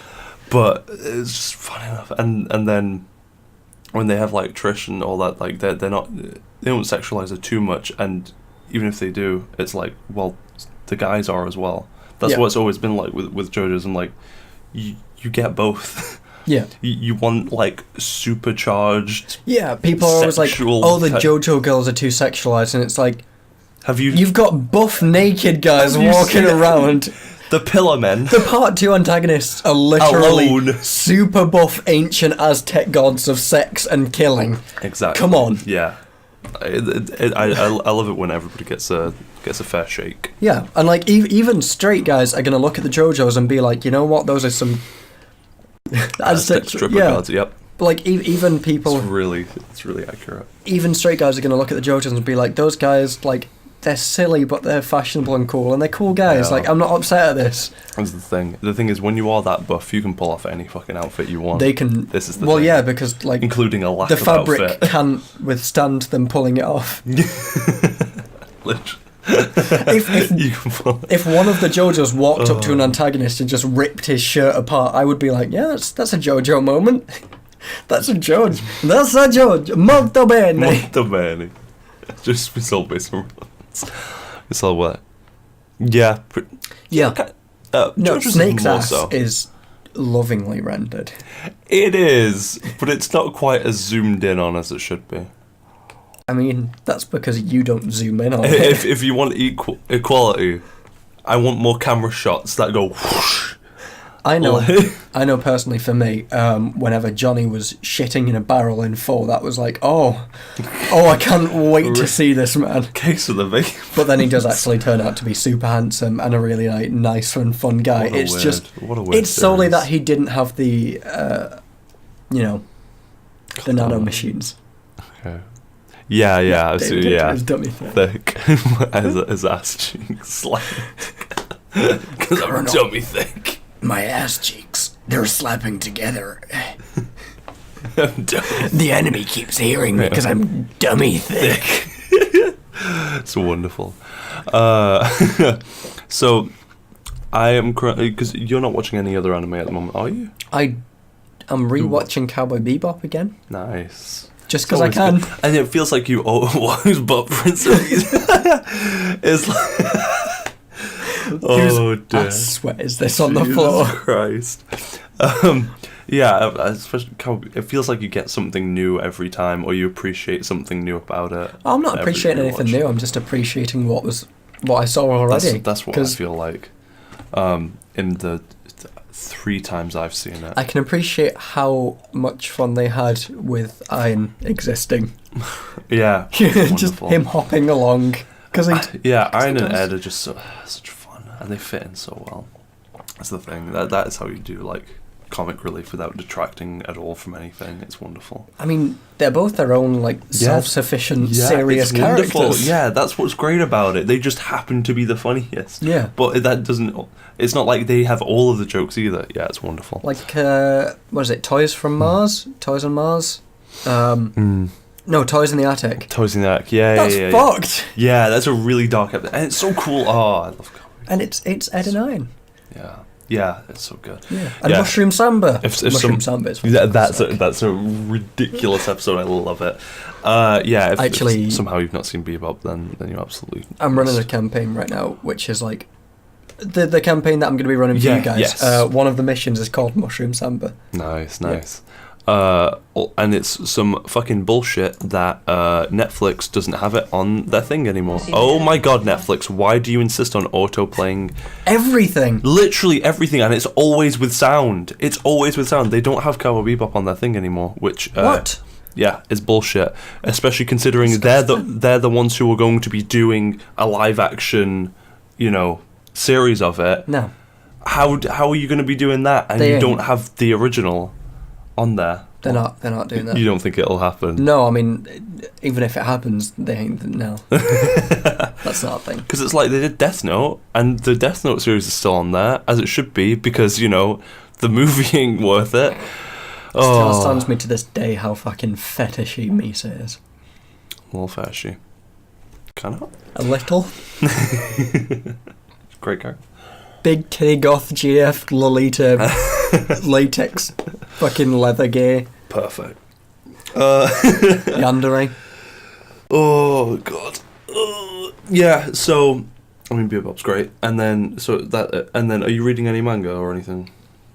I am constantly reading One Punch Man, JoJo and My Hero Academia. Yeah. All of which are. Well, One Punch Man is super slow because they like to focus on the side characters, which, whilst it has a great world, that's not what I'm there for. I'm there for Saitama. Yeah.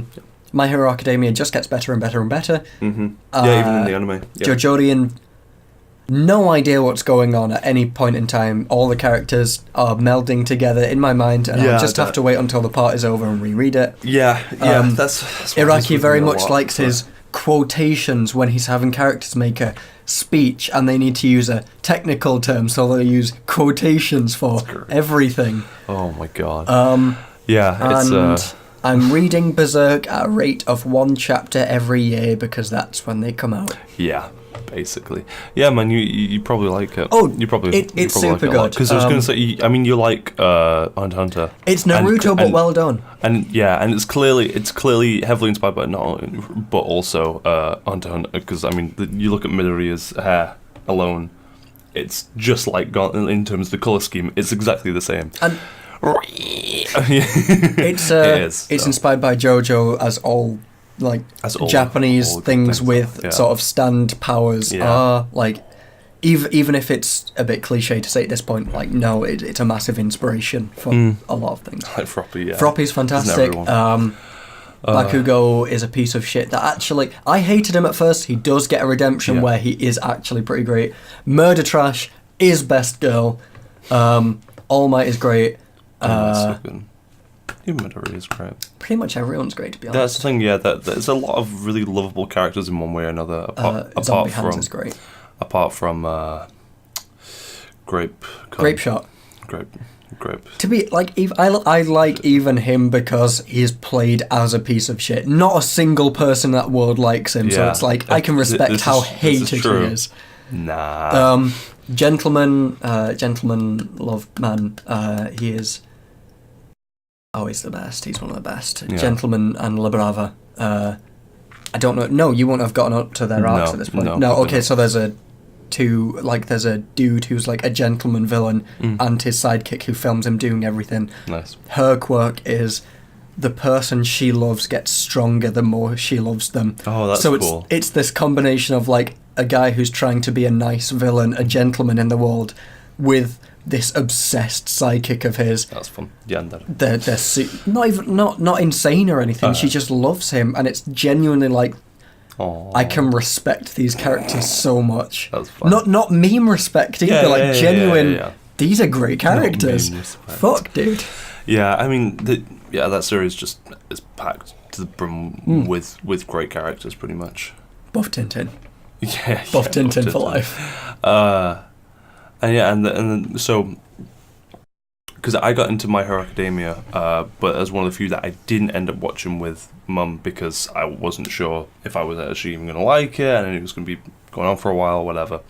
But now we've ended up getting into Hunter x Hunter, and we both fucking love it. Like, might be a good idea to go back and watch My Hero Academia. Because I'm like, yeah, after we're done with Hunter, then she'll probably quite like My Hero. It's really good. Yeah, it's definitely Hunter as darker themes than it gets darker. My Hero Academia does have some moments of like really like heavy character stuff. Yeah, absolutely. Really yeah, I'm not denying that it has its dark moments as well. But yeah, Hunter x Hunter definitely, even just at the point that we're at, has like dark fucking elements. Yeah. I mean, you know, one of the main characters, Killer, is from a family of assassins, and they don't act like, oh no, he's just. That's not a part of his character. It's like, no, that is a very big part of him, and there are certain moments where you are reminded he is a ruthless fucking killer, and has no qualms. He takes killing very lightly compared to a lot of other people. Yeah, it's so good. We just watched episode 59, which is like I think the first episode of the Greed Island arc, and like that's only after watching it for I think 2 months. Maybe 2 months, maybe 3 in fact. Well, yeah, we're just into March, so 2.5 months. Yeah, we're already up that far. Like, so very clearly we're enjoying it because after many episodes we're like, do you want to watch another one? Yeah. Oh well, we need to see the next one now. Oh shit, I need to go to work, but I want to see the next one. Yeah. If you've not checked it out, then like if you like other than can't get into the anime, then check out the manga. The only animes I watch are JoJo's and Cowboy Bebop because everything else. I don't it's read. Trash. I just don't watch many animes because there's a lot out I there. like to watch YouTube videos with my spare time, so only things that can really grip me that work better as an anime, I will watch. Like JoJo's, I found that like Part 5 has been so much better as an anime solely because like the animation on White Album, especially like the fluidity of the gunfight. Absolutely. And the King Crimson's a little less intimidating because obviously you can't quite capture that. The same detail. But I found it does watch. Vsauce's Minefield. Yeah, it's fucking good. Actually, good fucking anime. amazing. Oh yeah, it's fantastic. Vsauce is great. I'm glad he put out those 2 free episodes.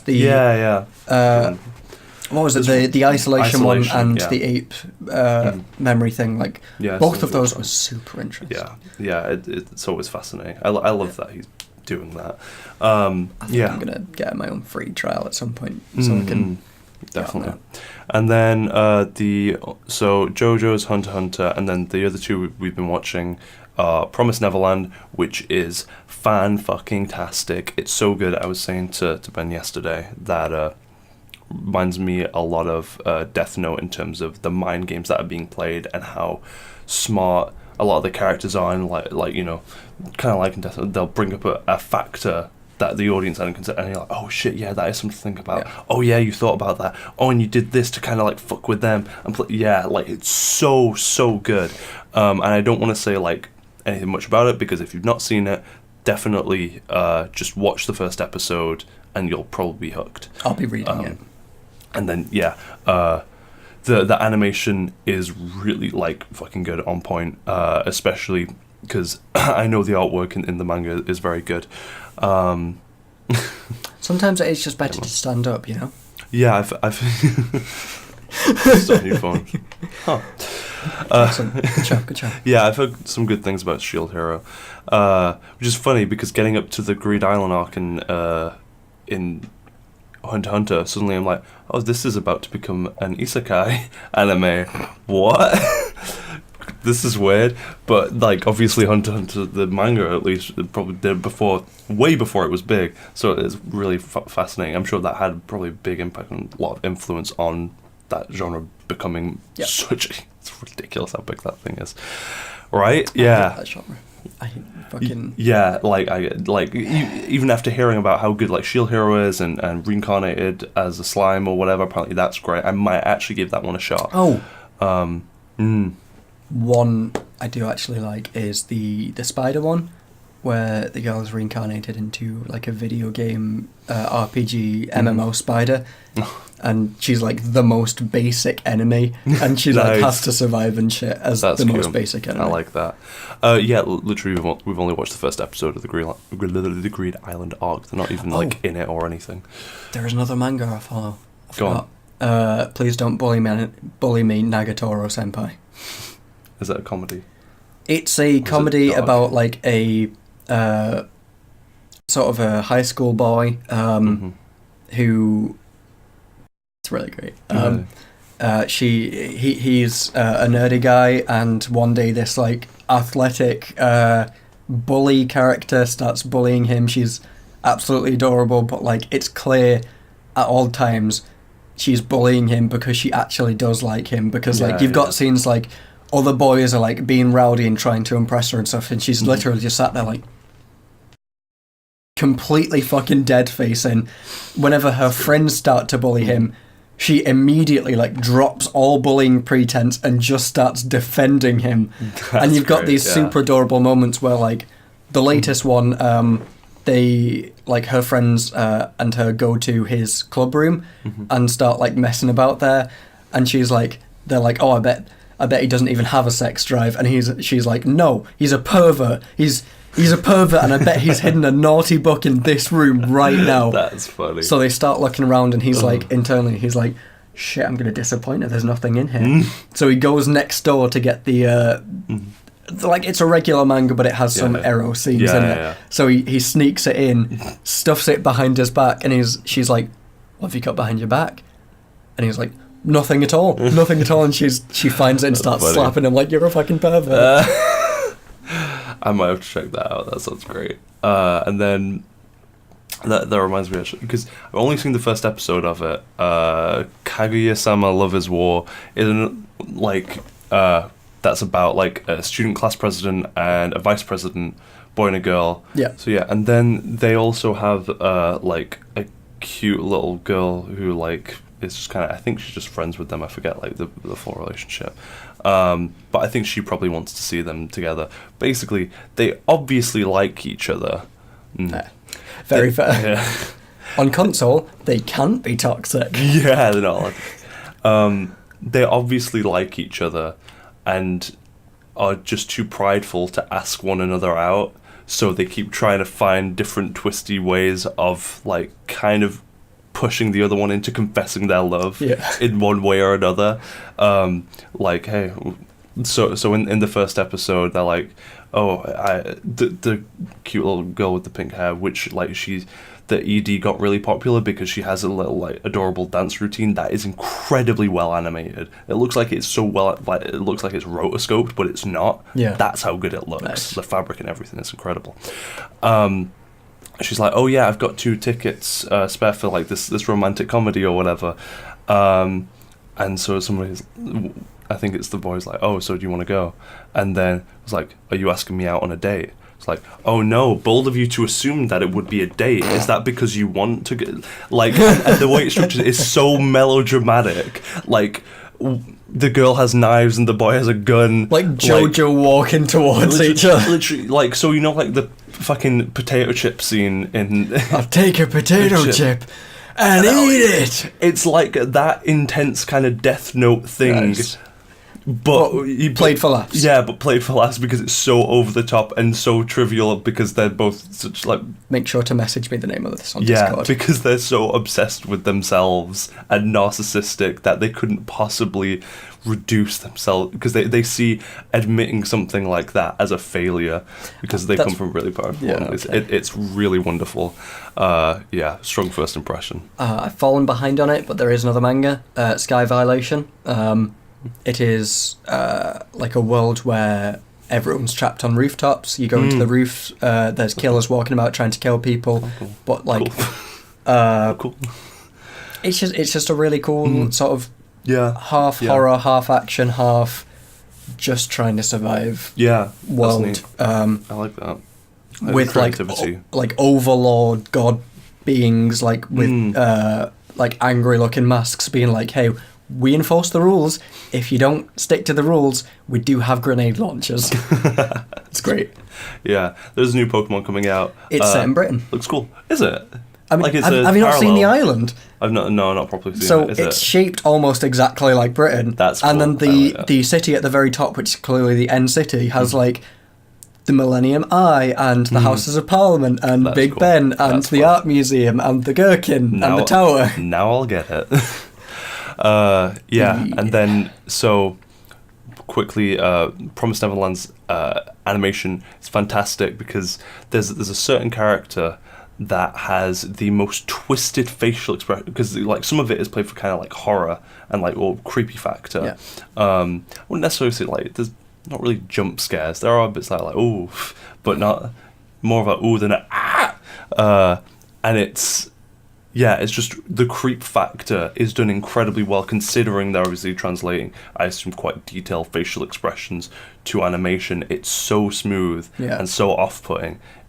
It's really, really good. And then the only other one that we're watching is Mob Psycho 100 Season 2, which I already said it's really, really fucking good, guys. I have another friend who is absolutely obsessed with that, so I've heard good things. Yeah, like, if the thing puts you off the look of it, that's fair. It's fair. Yeah, but give it a chance. It's one's a weird guy. Yeah, exactly. Give it a chance because in terms of the actual animation quality and the smoothness and the amount of frames and detail, in terms of that, it is one of the best out there. And it's got great humor, as you'd expect from One Punch Man creator. What's with this sassy lost child? and then it had a few bits in the last season which were emotional as well and like more dramatic, but this season made me cry a bit. So it's like, check it out, guys. If a show can get me to do that, then I'm immediately like, yes, this is like, there's something here. And it's got a beautiful soundtrack. That was one of the things, because it was a certain line and then the soundtrack wasn't even overpowering it like it does in so many other anime. Like, you need to feel sad. This is the sad song. Literally. But I was just like, it's so beautiful. And there's so much detail put into, even, bits of anime where before the ad break and after the ad break, stuff like that, they'll actually incorporate that into whatever's going on. It'll be unique every time and in a different like kind of pencil drawn art style. So like they were going somewhere, so it shows like the car on its traveling and then arriving at its destination, so it's kind of like still part of the show, and then they step out of it in the actual thing. It's really well done. Like, it's such an amazing way of incorporating it. Beautiful. And they still have like, they have fun with different little art styles here and there for comedic effect. It's really, really well done. And also I just love that it's instead of a show about like, hey, this kid wants to become really powerful and all that shit, like that you see a lot, and it feels... It doesn't. Yeah. It's about a kid who already is very powerful and he just wants to become a better person. It's like, that's such a nice with his message of... With this piece of shit fucking business guy. Reagan's amazing. He's a piece of shit. But he's incredible. And he gets so much more character development in season 2 as well. He's been like a huge highlight of it because not the episode The episode before last was pretty much entirely focused on him, and it was so fucking good because you get more of a backstory and stuff, and you start to feel more the characters even further. It's just, and it also has a great OP as well. The OP for season 2 is so fucking good. Oh my god, and it is as wacky as the show deserves. Absolutely. So check out Mob Psycho 100. It's really good. And then do we want to move on to the movie? I mean, we have to. We should. Got like 40 minutes. Yep. Let's and fucking go. That's a lot, because that'll be a 2 hour and 40 minute podcast. So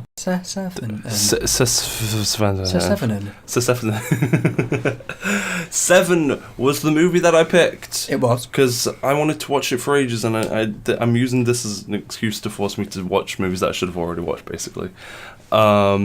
And I'm glad that I did, because it was a fucking good movie. It's a very good movie. It's David Fincher, and I already knew that I really love David Fincher. I love Social Network, I love Gone Girl, Mindhunter, he also had involvement in that, and I'm sure Fight Club, of course. Really did so this will be full spoilers, as we usually do, so yeah, if you've not seen Seven, then you should probably see it, because it's good. And it also Brad Pitt dies. That's not a Seven spoiler, just eventually he will. He will. In life. Great cast. Brad Pitt, Morgan Freeman play really well off each other, and it's not necessarily the most expected pairing, obviously. Yeah. And it's not the most wholly original thing, it's having that dynamic. It's just a really good story about like a good cop and a bad cop trying to catch a paedophile. Process it. There we go. Yeah, well, the thing is, like, the killer comes up and like, Kevin Spacey. No, it's even worse than we could have ever imagined. But he does a really good job. It's a super good. He's still a very good actor. It's a film where you think it's going really to be good. like a chasing the killer thing in a climactic showdown. He literally walks into the police station covered in blood, has to scream to get his attention. Nobody. It was really silly, but it's a great moment. Just shout at the detective, "I'm fucking here, you idiot!" It was it's silly the first time, but when you consider it, it's genuinely intimidating. Of a sign of like, this guy's been on the run this entire time.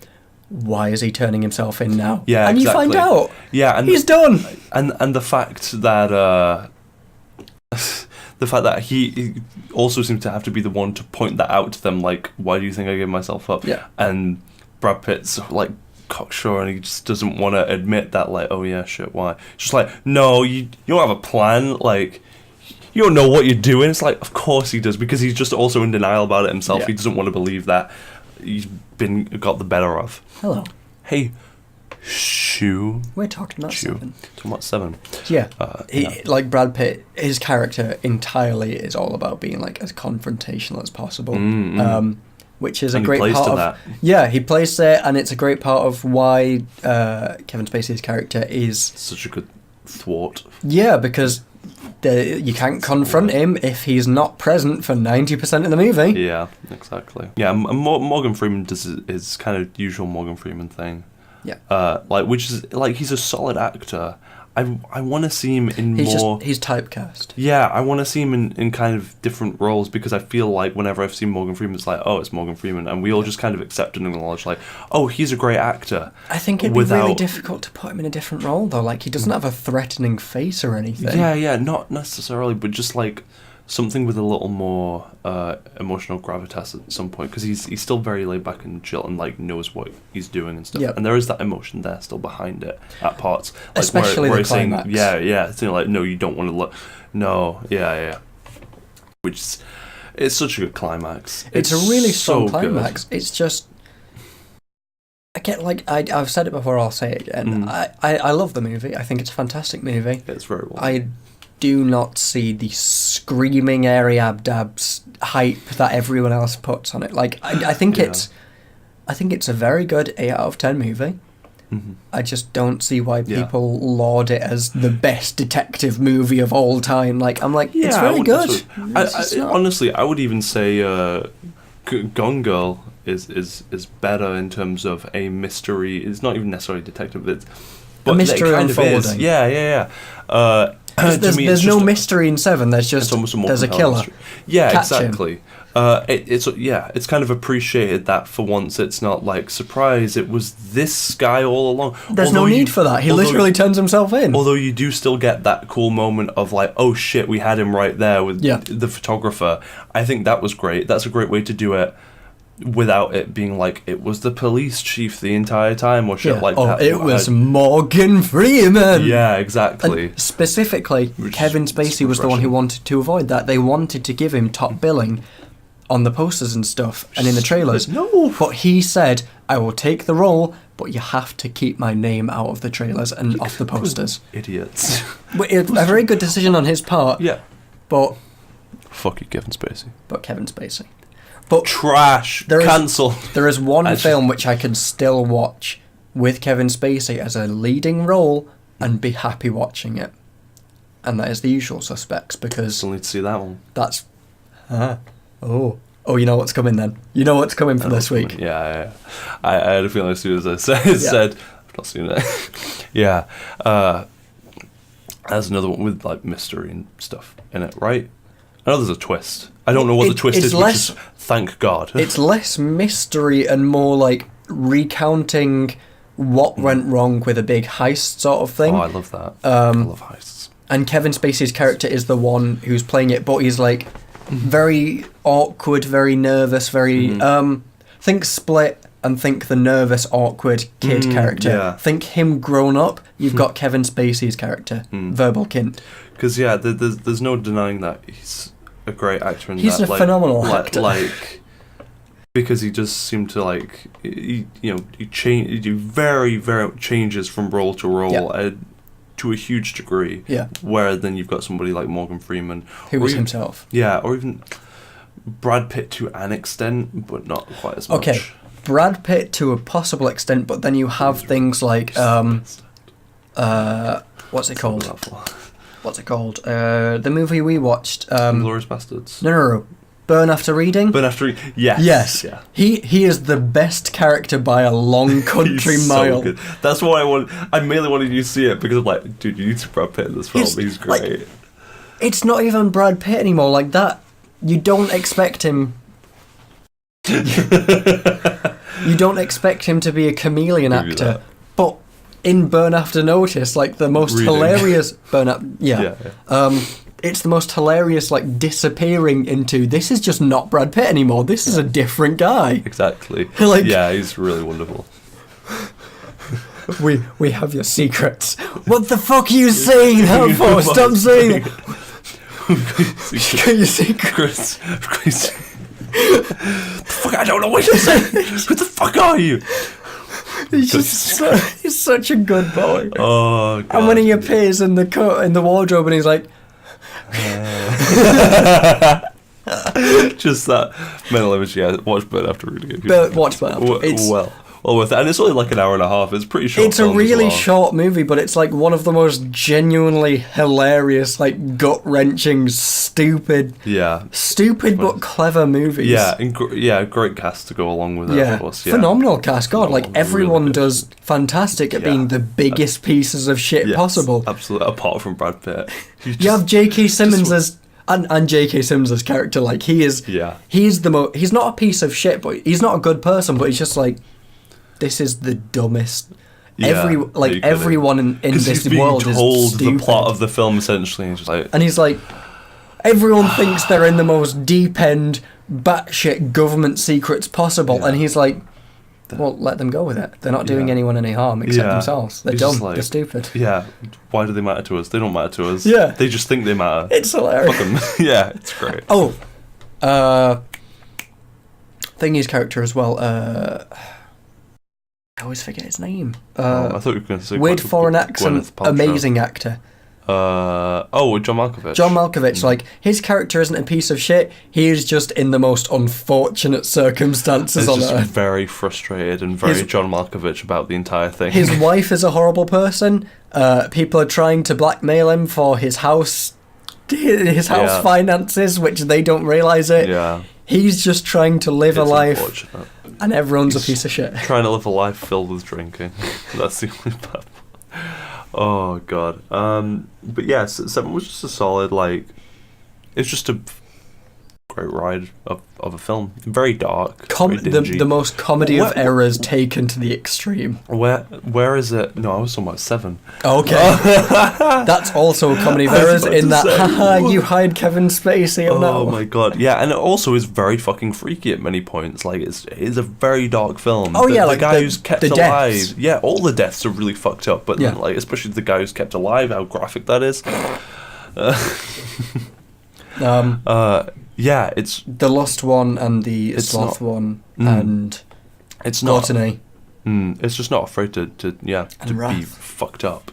To be fucked up. Yeah. And where is it set? Because they keep shitting on the place where it is a lot. Is it Chicago? City? Do they never refer to it? I don't know. I think it's probably best if they don't, because they really do like, Yeah. this place sucks, I never want to live here, why It's can't I move? garbage! Yeah, literally. It's terrible, clam chowder! Great chase scene as well, where with the gunshots and trying to get into his apartment and stuff, and then great like confrontation afterwards.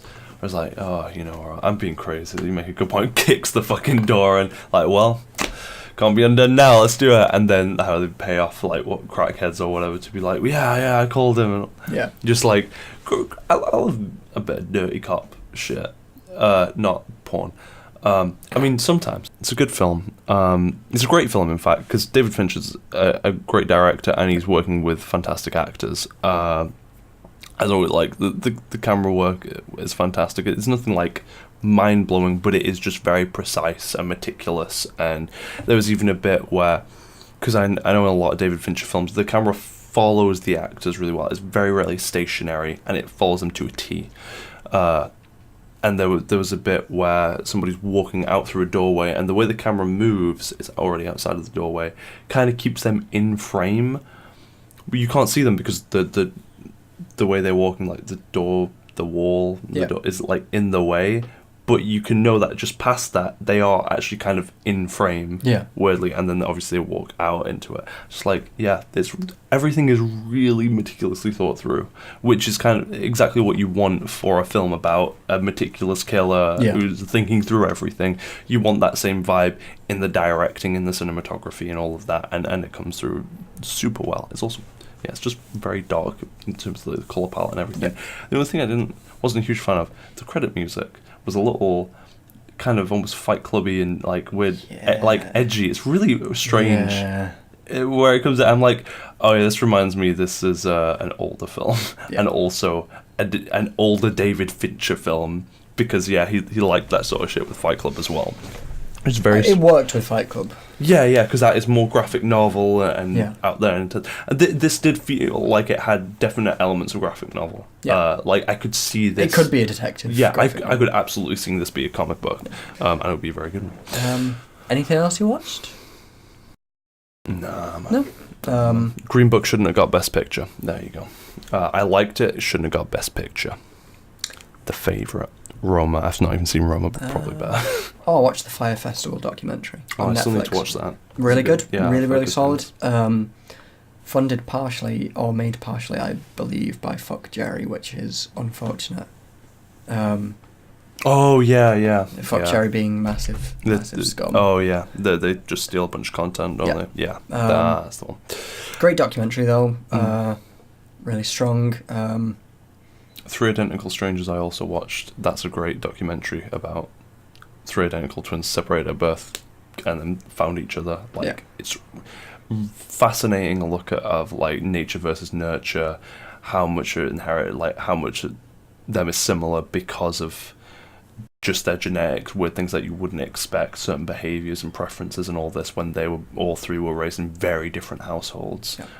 Even like income and everything was very different. It's fascinating. I've also watched again Blue Planet. Planet Earth. Incredible documentary. Yeah, anything from David Attenborough. Yeah.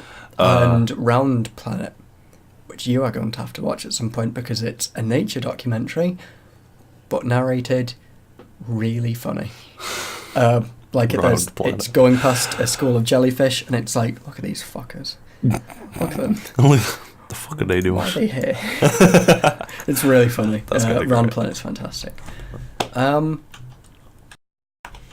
than that, I would like to recommend Les Mis. That's not the film for next time. But that's not the film for next time, but I'm going to... it might be the film for next time. Okay. Next time, actually, because yours is next time. Yeah, maybe I'll actually have to watch it then. Yeah. I've got no problem with that, I just have... It's another one of those. My film for this week... Go on. Mentioned earlier. The Usual Suspects. Shocking. A fantastic... I'm shocked. Mystery crime unfolding, being told by Kevin Spacey as a character who does not act like Kevin Spacey and barely looks like him, so it's easy to forget Kevin Spacey. Yeah, so let's all try and move past it. Oh boy, that's pretty... Yeah, oh yeah. No, the remake is way better. I like how it strips out everything that makes it unique and character-filled. Every unique aspect is just wonderful. But good job Spike Lee on winning the best adapted screenplay, I think it was. For Black Klansman. Yeah, for Black Klansman. Yeah. That was one of the best, even whether I even agree with the choice or not, it was one of the best Oscar moments because it was fucking Samuel L. Jackson up there presenting the award, and he opens it and he's like, "Oh shit!" and then he reads off the names, and he's like, "And Spike Lee." And it's a wonderful moment. I feel Ballad of Buster Scruggs should have taken that, to be honest. I can see that. Yeah. But because the obvious. Black Klansman was really good. Buster's like I forget all of the other nominees. I'd need to remember. Yeah. But yeah. Yes. Solid choice, and it made for a great moment. I was like, you know what? Can't be mad about it because no other one would bear hugged him. Yeah, no other one would have opened up and been that excited about it. It was lovely. Oh dear, yeah. Old Boy is just one of those. If you haven't seen it, might have to do that at some point. Absolutely, watch it. It's mind-blowingly fucking incredible and holds up so well, and it's so weird and surreal. Film from foreign language cinema that I was like, you know what? I'm into this as much as our cinema, as much as Western language cinema. You know what? These foreigners might be onto something there. Actually, no. Pan's Labyrinth was, because that was in Spanish. Where is it? Oh, I didn't even know to see. I've not seen it. We'll have to watch it at some point. Yeah, wow. I had no idea that was in Spanish. Jesus, yeah, I think that's crazy. That I didn't know that. I think that's crazy that it's in Coco Spanish. Pan's It's crazy that Labyrinth Spanish people exist. Yeah, it's in Spanish. It's like wartime Spanish commanders. I think it would have been so cool if Roma won Best Film as well, just because of a film all about Mexico and Mexicans. This day and age, winning Best Film would have been lovely. But Alfonso Cuarón won Best Director, so that was nice. And Guillermo del Toro opened up the thing. He was like, "This is a name I can pronounce." I was like, "Yep, Alfonso Cuarón." If it was Yorgos Lanthimos, I'd have been like, just come up there.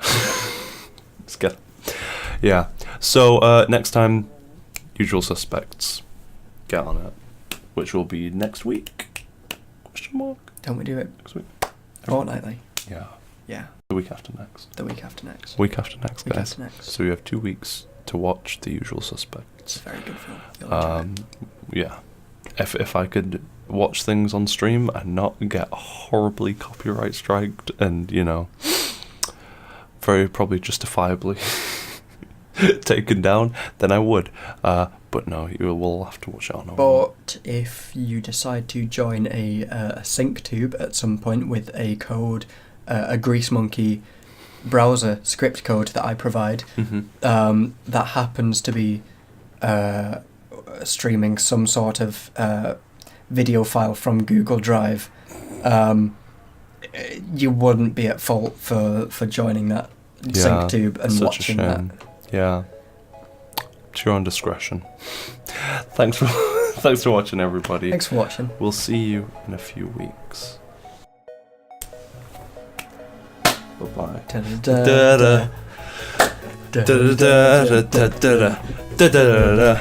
Fuck that shit. Backstreet's back. Alright.